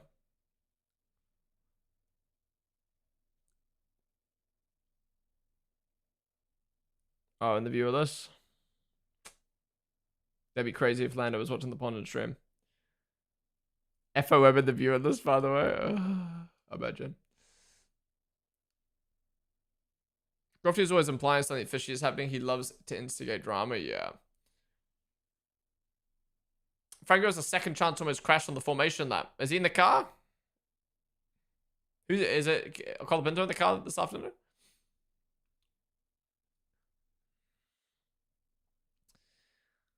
V5 Faux Fom. Sub Rebel Sim Racing. I remember there was genuinely a stream where Lando was in. In my stream. I don't think Lando's ever been in my stream. Someone gift Lando a sub and then he'll pop in. Someone gift Max Verstappen a sub. Jake. What's up, dude? The black looks so ugly on the V-Carb. Wait, Red Bull Sim Racing, can you leak? Have they changed the paint on the Red Bull? Why does it look more blue this week? I swear they've made the blue slightly brighter. Am I tripping or nah? Like last week it was like navy with a hint of blue. Now it's like proper blue. He's in the viewer list, not chat. No way Lando is in the viewer list ever. No. I would have someone would have screenshot that for show. Does look brighter now that you mention it. Yeah. Hello, no change. Same blue, just brighter lights for the broadcast. Oh, really? Is it actually brighter lights?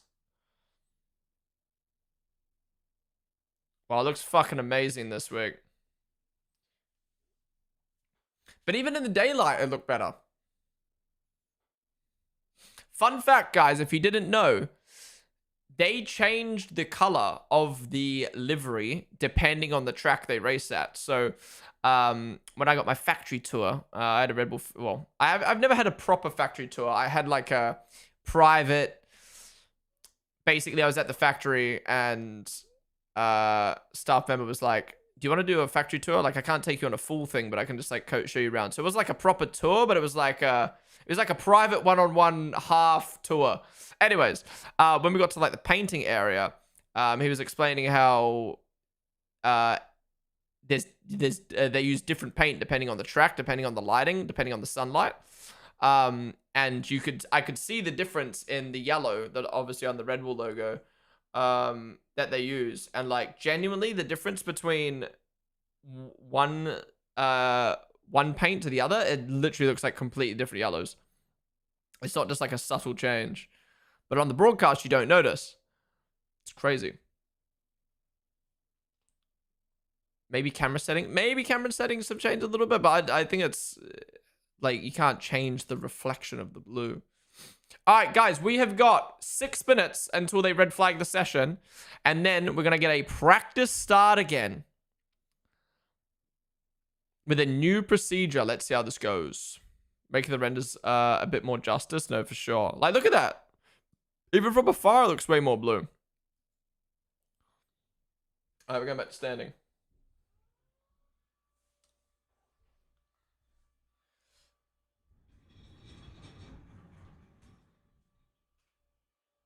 It's also funny though, speaking of different colors, I don't put these posters, I don't keep the plastic in front of the posters to avoid reflection. And you can see the difference. Wait, let me go full screen cam so you can see the difference. Okay, so focus. So these posters, you can, let me stand this side. See the difference between the white on this poster versus this one? See the difference? See how this one's more like yellowy and this one's white and this one's maybe like white but just not as bright? That's because this poster's been on my wall for like 3 years. So it's like faded. And this is brand new out of the box. This has been on the wall for like 2 months. You can see how much the color fades over time. But yeah. Oh, you guys can't see it on TikTok. Sorry, you got cropped. Kind of funny though. So yeah, this poster behind me is super bright right now because it's brand new, but it will probably slowly fade. That's the problem with having white posters behind. They just fade.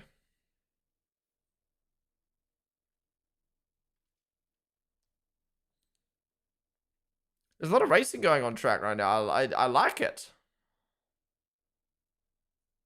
Yeah, Hadjim's following very closely. That's good to see.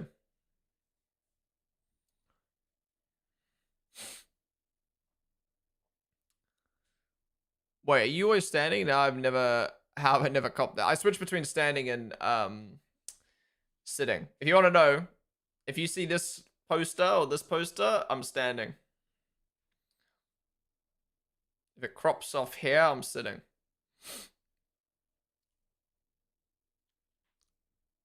Cars at the back of the grid would have to turn into Light McQueen reading. Oh, that's what you meant. I see. The light still annoys me that it's not parallel to the timing. Yeah. It's just the way, like, if I angle the light like that, then it's not going straight with the wall. My camera's straight. My camera's straight. My light's straight. It's just the camera is angled down to obviously face me. If I lower the camera down, which I can't do. If I lower the camera down, which I can't do because my camera stands too high, then you're going to be looking up at my fucking neck. And I don't like that angle. I prefer slightly looking down, so it just makes the light slightly wonky. Yeah. Wait, what if I rotate my cam? Lol. Can I even do that? Oh, fuck.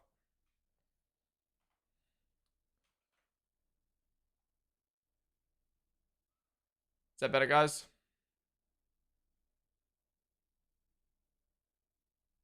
Why won't it let me rotate? Why? It's just doing like one big... It's like locking.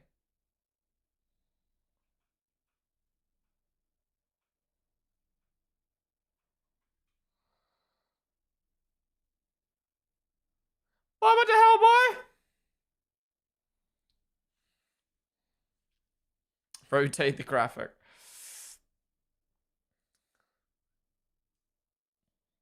Just realized Slipstream is going to be weaker since the cars ahead open their wings. True, true.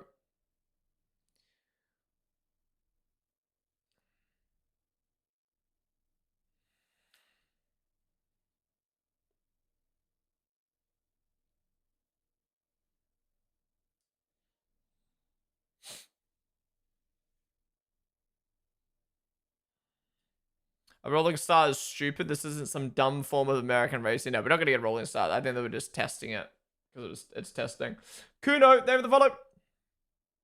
By the way, guys, if you have been enjoying the stream today, be sure to follow if you haven't already. We're going to be live for day 2 and day 3 of testing. And if you watch it on YouTube, come join us on Twitch. Twitch.tv/Ponden. That's the place to be. TikTok, I'm just going to restart the stream. I'll be back.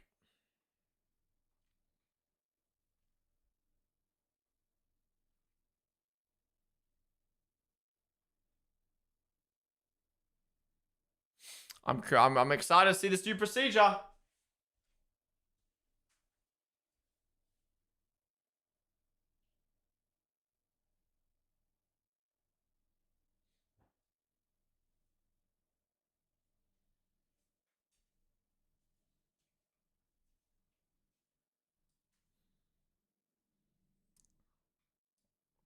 Cadillac look horrific on paper. Yeah, they're so far off. Everyone else is kind of like tight though. But who knows what's going to happen when we get into actual qualifying. Everyone's pushing to the max. That McLaren looks so ass. Do you use OBS for TikTok or TikTok Studio and multi-streamers? So I send a virtual camera to TikTok Studio. I don't have a stream key. But I've also heard using TikTok Studio is better for viewership. So I stick to TikTok Studio. Yeah. There we go, virtual safety car. They're going to start the procedures now. They're going to come into the pits, and then they're going to come out and do this practice start. Let's see how this goes. Stick around after the day ends, because I think we might have the post-test show to watch. Maybe. Whose engines Cal using? They're using Ferraris.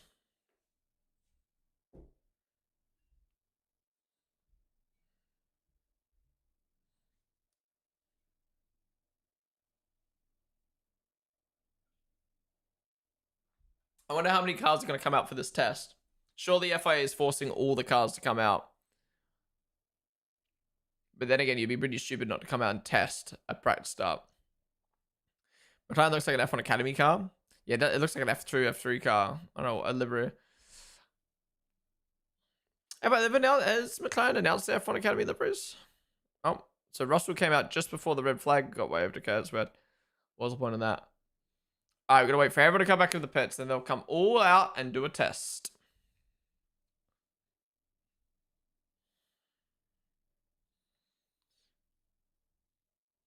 Caddy's helmet, mechanic helmets are cool. Yeah, they do. Kind of look like Bottas a little bit, don't they?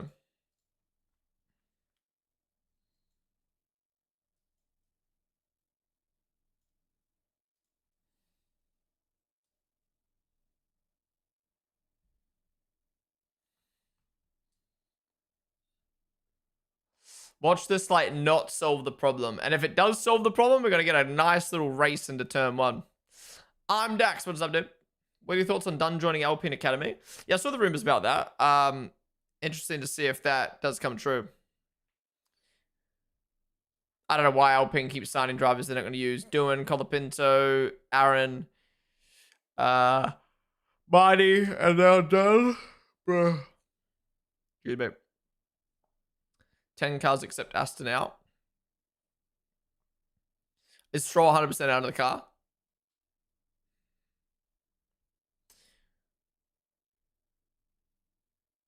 They're never going to be pushing to the max in quality this year. The most they can do is 60, 70%.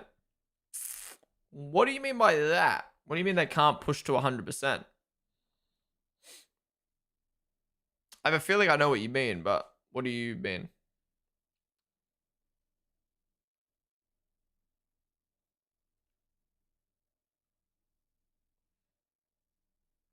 Well, Max has no time. He's not ready. He's not gone out on track today. Hedge is doing the full day. All right, here we go. Cars lining up. Cars lining up.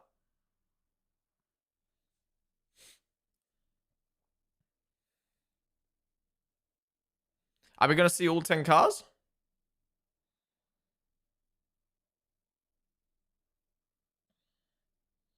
Okay, yeah, Aston Martin 100% not coming out. Looks like we're going to get everyone else, though.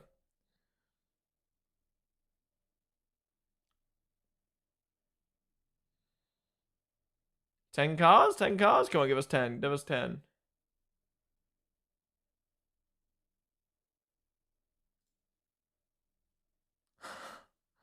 Come on. Please be good. They'll do 1 extra formation lap, so 2, and then the extra 5 seconds. Is that what they said? Oh, yeah, they'll line up, then do formation lap. Yeah. All right, so lap, formation lap, and then start.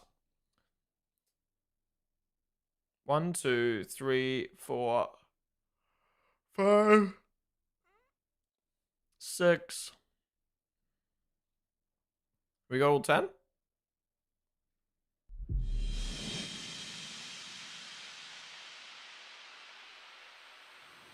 Oh. Aston Martin has just broken into the 136 mark for the first time. We're strolling around at the speed of sound here, boys. Red Bull's still, is that, I think there's 9 or 10. Anyways, Mr. Hobby David, the 100 bits. Yeah, good to see Aston finally getting some okay times. Did I just see Otmar Safnar in a fucking Ferrari outfit? What the fuck? 1, 2, 3, 4, 5, 6, 7, 8. That, wait, we've only got 8. Who are we missing?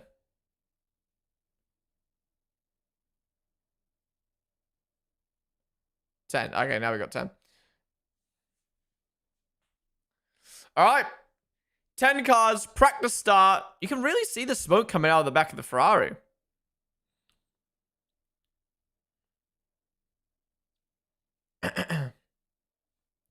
All right. Second race start of the year. Is it going to go better than the first one that they did? The one yesterday, the other last week was terrible.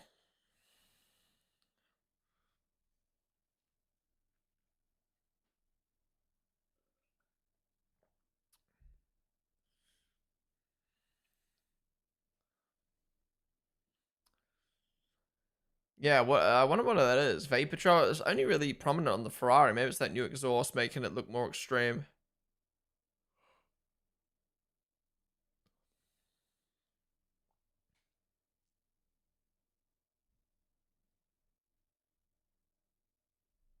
I wonder why Aston opted to skip this. I don't think they opted to. I think they're having engine problems. All right, they're going to line up, and then they're going to do a formation lap, and then they're going to start. Or is this going to be the start?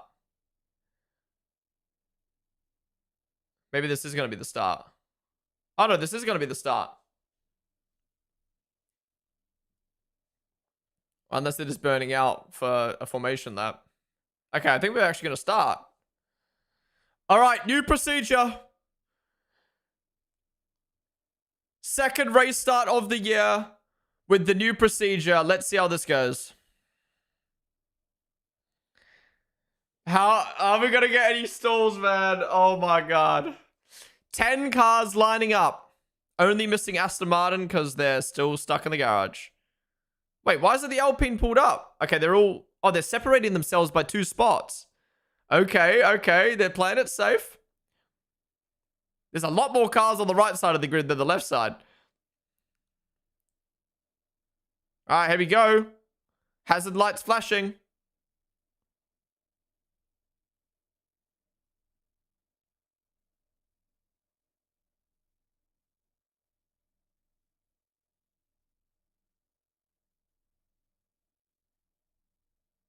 Here we go.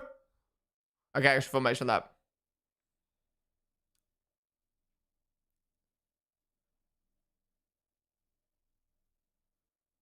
Okay, that was decent, but that was just the extra formation lap. Okay, okay, okay. All right. Extra formation lap. You were right, but it's just in case. I didn't want to not get excited. Okay, they're going one round one more time. Interesting things to note from that, though. All the hazard lights were on while they were on the grid. That's very annoying. Second thing I noticed was... Why are they putting a gap between them? I know it's testing, but like, come on, bro. I guess they're only practicing the starts, not practicing actually racing each other, but come on.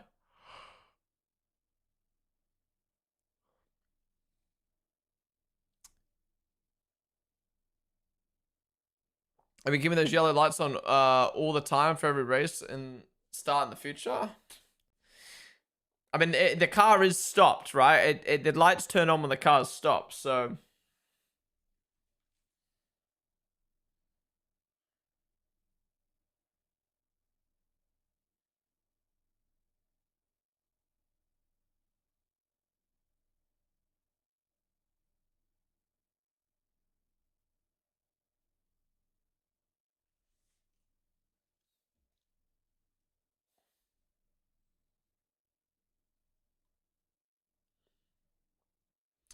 Yeah, let's hope that we actually had a nice little rundown of Turn 1 here. But guys, thank you so much for tuning on into testing so far today. I fear the beams will be reality, but I will be laughing. Yeah, let's see. If everyone starts, they'll put confidence back in me for Australia. I feel like we all want a little bit of chaos, but the Catalan track looks like it's missing half its wing. Yeah, its delivery is a bit weird from the front. All right. We try again. A lot of temp in tires, because usually you only get 1 formation lap. They technically get 2 because they got to come out of the pit. So a lot more temps, keep in mind. All right, here we go. Liam starting from P2 for the first time ever. And yeah, as soon as the car stops, the hazard lights come on. Why is that guy shaking his head? Why was the guy shaking his head? All right, here we go. Oh, that Alpine's way out of the box. Okay, they're leaving a row for safety, I guess. Damn, look at the hazard lights. All right, here we go. New procedure. So there should be a light coming on, and they're going to rev early. Here we go. They're all revving very early. Bit of smoke coming out the Williams, I think. And now lights on. Oh, 10 worked! We fixed it! And race down into turn 1. McLaren takes the lead. Williams up as a P2. Imagine someone crashes. Oh my god, why are they racing that so close? All right, that's a little trial. That's a little race start trial. Okay, it's fixed. I mean, it's still obviously a chance people bottle the race start. But all we need is an extra rev An extra 5 seconds of revving and problem solved. That's fine. Boom. Problem solved. Extra 5 seconds of revving, then lights come on, then lights go out. Easy clap. You gotta eat your dick. No, I said it. Oh, if no procedure changes. This is a different procedure.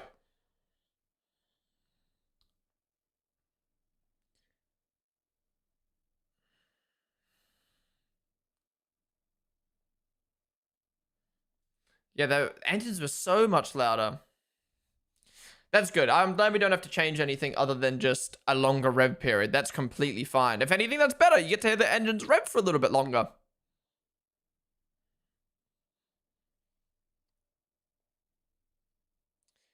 Interesting, there's a large gap to the Red Bull. Did it seem slow to anyone else? What, like the launch? I don't think anyone was going full out. All right, guys, that wraps up F1 preseason testing to day 1. We've got George Russell setting the fastest time of the entire test so far, 1:33.4. Then we've got Piastri, 1:33.4 as well. Then Leclerc, then Norris, then Antonelli, then Hadjar, Hamilton, Sainz, Colapinto, Bortoleto, Albon, Lawson, Behrman, Gasly, Stroll, Ocon, Alonso, Hulkenberg, Lindblad, Bottas, and Perez. And then Verstappen not running today. And then we've got 76 laps for Russell, 70 laps for Piastri, 70 laps for Leclerc, 54 laps for Norris, 69 laps for Antonelli. Only 66 laps for Hadjar despite doing the entire day. Yikes. Or was that just the session? Was that just today or was that the session? All day. Wow, 66 laps all day for Hadjar. That's a yikes. 44 for Hamilton. He got his number. 55 for Sainz. He got his number. 60 for Colapinto. 71 for Bortoleto. 55 for Albon. 61 for Lawson. 42 for Behrman. 61 for Gasly. Only 26 for Stroll. 65 for Ocon. Only 28 for Alonso. The lowest running team of the day. Then 49 for Hulk. 75 for Lindblad. 35 for Bottas. And 24 for Perez. Wow. Stinky poo-poo day for Cadillac and Aston in terms of run time and lap times. Yikes. All right, stream's not over. Let's see if they are going to do the post-testing show. But that was a very interesting, kind of end there to the session. Let's see if we get the post-testing show. If not, we might stay live for a little bit longer just to maybe watch a video. Quadrant just uploaded a video. Let's see. Are they going to do a post-testing show? There's not something live right now, so we will wait. Have a look. How scared are you? Right. I think Ferrari look good. I'm not scared. I want them to do good. They need to do good after being poo for so many years. Let's see if we get the post-test show. Come on. I don't feel like they'll stream it for free now that it's the whole day is being broadcasted. But we'll find out in a minute. Alpha Fun, what's up, dude? Thank you for the vote. I just get a one drive in Rari and it ain't Lewis. Aston Martin is so cooked, yeah. Excuse me. It is the go of the horse. Trope.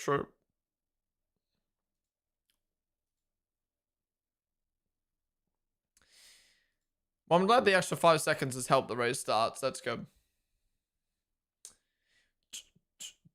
Morning session Hadjar needed 7 laps. That's such a yikes.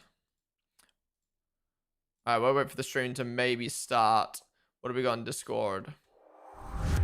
Flavio Briatore says that he would convert all weekends into sprint weekends. My man. Favorevole alla proposta di 12 sprint per il prossimo anno? Io ne farei 24. 24 sprint e 24 gare? Sì. La gente, cioè... Okay, I mean, I can't understand what he's saying, but... My man's spinning facts. Now Verstappen in Melbourne. 7-Eleven Australia. Ladies and gentlemen, Melbourne, are you ready to hop on board? brand new dawn for Formula One. Fueling champion. Lights out and away we go. Formula One is... Yeah, I feel like they could have done way better with that than just slap a car on the side that just gets broken up by all the panels anyway. Maybe we're not going to get a post-test show. F1 preseason testing. Lewis Hamilton says new cars are more fun. That's good. McLaren Racing unveils the F1 Academy liveries. Oh, here we go. Is this all 3 of them? So Alan Lloyd, one. It looks like a McLaren. And then Ella Stevens will have the big blue thing. Oh, and that's it. I thought they had 3 McLaren drivers. It's nice that they're breaking them up, though, with the big blue on the side of one of them. Aston Martin has just broken the 136 barrier for the first time in the entire preseason. New Lando Norris quadrant video. Let's give this a watch. Actually, no, we'll save that. Actually, we'll watch it. We'll watch it. Most laps completed by the teams today. So Mercedes, 145 laps. Racing Bulls, 136 laps. McLaren, 124. Alpine, 121. Audi, 120. Ferrari, 114. Williams, 110. Haas, 107. Red Bull, only 66. Cadillac, only 59. And Aston Martin, only 54. Yikes for them 3. I'm not the type of guy who wants to be at a premiere on the red carpet. I'm not like that. I don't want to rock up there in a suit and act important while we all shit on the same toilet. Max on not attending the F1 movie premiere on Viaplay. What does he mean we all shit on the same toilet? Does he mean like shitting on the movie? Is that what he means? Alright, looks like we're not getting a post-testing show on YouTube, which makes sense. I think they only did this because it was we didn't get the full day broadcast, and now they like want you to actually watch the full day. Max, the real one. We're all the same as humans. Know that we all it means we all the same. No, not that all humans are equal, none are above or under. Oh, he's saying he doesn't want people to act like he's above normal people. Oh, okay. I see. What do y'all think is Aston Martin's doing this 4 seconds off the pace thing truly, or is it falsy? They're just slow. Their engine's struggling. I thought they were going to show blue lights before the 5 red lights. I think they did on the side panels on the side of the track, not on the lights themselves. Yeah, nothing on F1 TV as well. Oh, maybe it just hasn't gone live on F1 TV? Wait, what? Oh,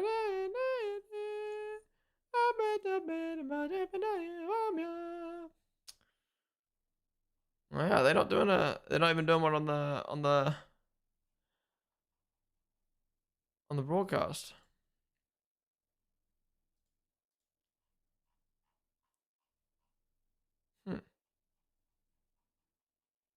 Interesting. So you wrap up show. No wrap up show here. I guess they're not doing one. One more refresh. Nope. Hey everyone, it's Lando here. Alright, to end the stream, let's watch this Quadrant Lando vids. F1 champ Lando Norris replies to the fans on the internet. Today I'm going to be answering some of Quadrant's most asked questions. So, got quite a few. Let's get going. In the past, you said you looked up to Alex Albon and Valentino Rossi in the motorsport world as a kid, but who in your family inspired my spirit? Thanks, Erica. Who, I mean, it would be my dad. My dad was the one who actually was into racing when he was younger. He could never do it. He couldn't afford to when he was younger, but he worked hard and he allowed my brother and myself to kind of get involved. And he could share his love and... Am I tripping or is this like fucked? Passion for... Is that the shirt? That's the shirt, right? Why? Or my eyes blurry? Motorsport with his kids, us. So Ollie and I. And oh, that's the design? That's kind of that's kind of freaky. And yeah, we got to have a lot of fun together. We grew up racing together. So it was my dad, but in many ways it was my mum at the same time. My mum is probably the quickest driver of the family. So I might have got my speed. Bro, how have they, wait. How have they done that? I can see how they've done it on the second one, but how have they done that on the top logo? I need to investigate this.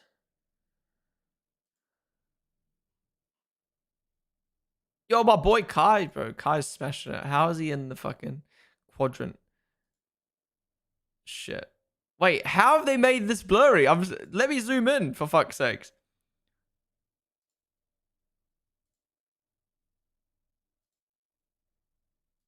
How have they made that top one blurry? See, the bottom one, obviously, they've added an outer layer, but like... What? How have they done that? I don't know if I like that, though. It's kind of trippy. From my mum. What's your thoughts behind the Quadrant brand? What does it mean to me? That is from Julie. Well, Julie, Quadrant started a little while ago, back during COVID. This was for my love of You're gaming, dense, mate. Esports Great night. Thanks, wet ball sag. Thanks for the insightful info. bro. Thank you. Racing and just wanting to be involved in all of that as much as possible. Since then, it actually has had quite a cool evolution. Things have adapted, things have changed. It means a lot to me. It's still something that I love, very passionate about, and something probably I love the most outside of Formula One itself. What's my best piece of motivational advice? Elke. I think it's Elke. My best piece of motivational advice? Damn, that's tough. The thing is, everyone has their own way of finding motivation. There is not a one piece of advice that is suited to everyone. Yeah, there just isn't. And I think that's one of the things I learned, that just because someone gets motivation from one thing doesn't mean it's going to work for you. So you got to find what works for you, whether it's spending time with your friends, your family, being able to, I don't know, buy something that you've always dreamed of buying. There's lots of different ways of coming up with motivation for yourself. And I found mine. Mine is simply just my friends and my family, and being able to take them on holiday everywhere, go play golf around the world. Yeah, just spend time with my friends. So for me, that's my motivation, is my friends, my family, my team, also everyone at McLaren. And that's something that is, let's say, it's an easy answer, but yeah, it's also in some ways a non-selfish answer, because I get more enjoyment from them having a good time than I do simply myself. To be honest, I love that answer, to be honest, because I feel like sometimes people fall into a trap of like, well, this famous celebrity person, sports athlete, whoever it may be, said this advice, so like I should follow it. Like, for example, some people hear the advice, never give up, keep going. Consistency is key. Post a video every single day and you'll eventually blow up, blah, blah, blah, blah, blah. But if you post shit videos for a year straight and you're consistent, you never give up, I'm sorry, but like, that is also a recipe for failure. Like, that advice, for someone like that, their advice that would suit them better is like, keep trying, keep failing, keep trying new things, keep trying until something works, right? Whereas someone who already has like good knowledge, but they're like, fuck, like how do I get to the next level? Consistency is key. You know what I mean? So like, I feel like, to be honest, that is good advice. That is good advice. Find the right approach that works for you. Cause yeah, I've met people who are so, like good at what they do. And all they need to do is just keep at it.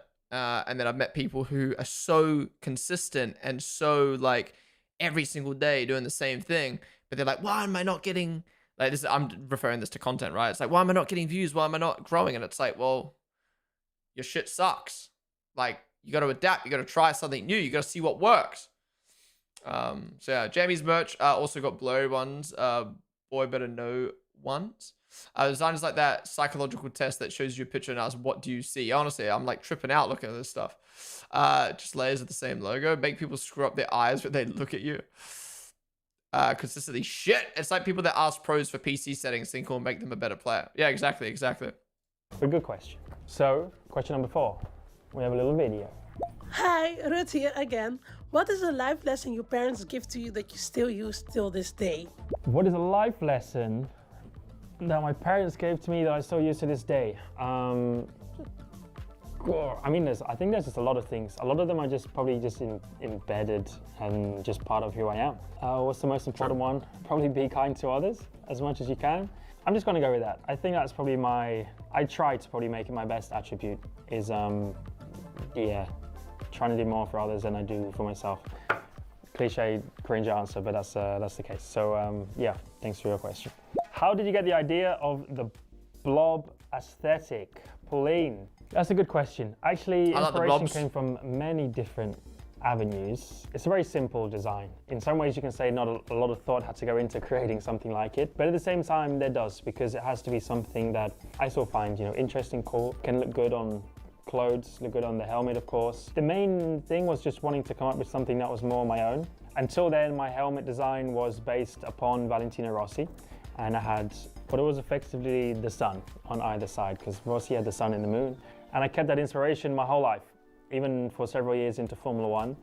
But there came a time when it was good to change and try and do my own thing and come up with my own thing. So and together much better, with the We Are Grit team, with Ash, Jason, and the whole team, There was a good amount of different things to choose from, but this was easily the thing that we thought looked best, and it looks amazing. Like when we had the Lando stand, when it's on the kit, the helmet, everything ties in very nicely. You know it's and it Lando when becomes you a see it. brand rather than just a small piece of a design on I a helmet. agree. So that was pretty cool. Next question, this time, is from a voice note.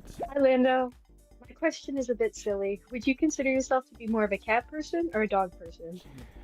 A cat or a dog person? I grew neither. up with both. I grew up with cats and I grew up with dogs. 2 dogs. I love dogs. I think they're more personal. You build a better relationship with them. They're just cute. As some of you might have seen, because that's all he posts on his Instagram nowadays, Max also has a dog, and that's pretty cute. So yeah, I love cats. I would have cats, but I'm more of a dog kind of guy. Next question. What's the best advice you've gotten from another driver? You're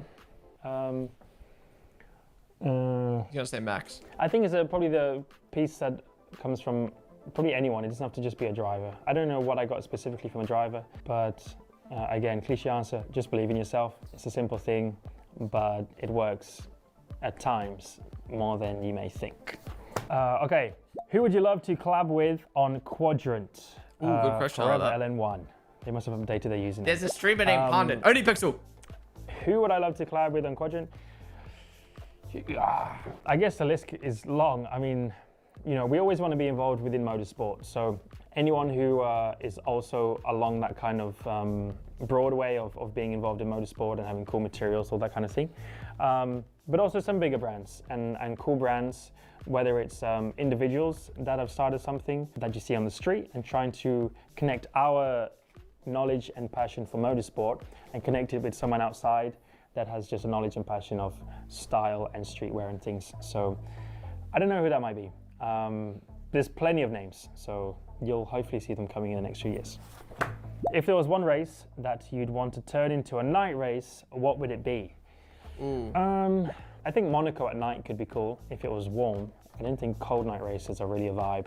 Warm night races are nice. And it's typically a street circuit that is always like that because you have the walls close and you can easily have floodlights. Monaco I think would be probably the coolest event. But it's a great day event because you've got the boats and everything, but I think it'll be a very special night event too. Who made this one? Is that my signature or what? Who's tried to do this? I didn't see it. I've honestly got no idea. Yeah, you designed a bunch of old. Oh, is that an old one? I couldn't have been paying attention there. That is Jesus. Final question. Can you describe in 3 words how it felt to win the World Drivers' Championship? Is that the end of the video? I ain't gonna lie, those are. I don't think the questions were bad. They were just some pretty poo answers. That's pretty damn tough. Thanks, Alison, for the question. The 3 words is pretty tough because there's a lot of things that kind of go through your mind. Emotional, memorable, and I'll just say unbelievable because I still find it even to this day. I mean, it's only what 2 months down the line, a month and a half, but it's still quite an unbelievable realization of what we all achieved, and obviously I achieved. Like to call yourself a world champion or to get called a world champion, to know that I achieved what I set out to achieve like what 15, 20 years ago. That's a pretty crazy thought that always just goes through your mind every now and then. So, and I'm one of many, well, one of very few people out of many that have ever and will ever get to achieve such a incredible thing. So I know how lucky I was to be there in the first place, but then to be one of, out of, again, many to try and achieve it and to actually accomplish it is a pretty unbelievable feeling. So those are my 3 words. All right, and that is all we got time for. Thanks everyone for your questions. Keep them coming in because I'm sure we'll be doing it again sometime, and I'll see you on track or another video next time. Cheers everyone. I don't know, I feel like that was, a lot of the questions were very like boring questions, like cats or dogs. How did it feel to win the world championship? What's the best advice you've gotten?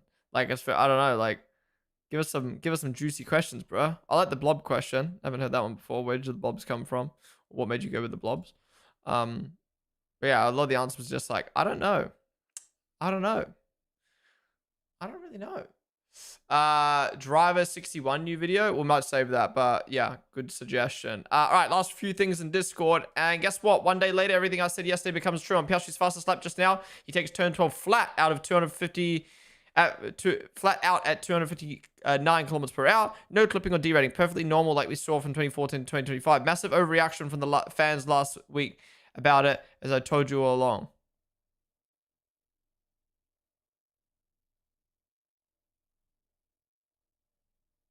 I'm confused. What does that mean? Max Verstappen's latest interview stated that they will even have to ease off the throttle during qualifying.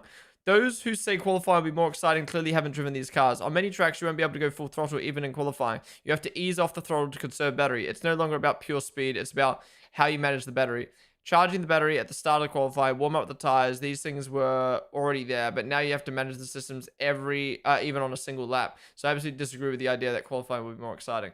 Yeah, I mean, we spoke about this, I think, on the first day of testing, about how, like, you know, in qualifying, it's not going to be like who took the best apex, who was the quickest. It's going to be like, oh, like the interviews after the race, the driver reactions are going to be, yeah, I just ran out of battery on the straight, or I didn't maximize my battery on the straight. It's just gonna be dumb, man. It's just gonna be dumb. I hope this is not the case, but it feels like we're kind of heading that way, which is a shame.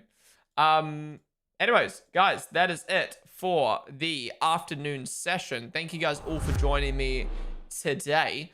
That's it for today's stream. Actually, let's go back over to the watch along screen here for a sec. Yeah, thank you guys all for watching YouTube. I'm gonna wrap it up there. Thank you all for watching today. If you enjoyed, be sure to subscribe down below. Be sure to like the stream. If you haven't already, come join us on Twitch, twitch.tv/Ponden. I'll be live again for day 2 of testing. Have a good shit up, morning, evening, whatever it may be. Bye bye.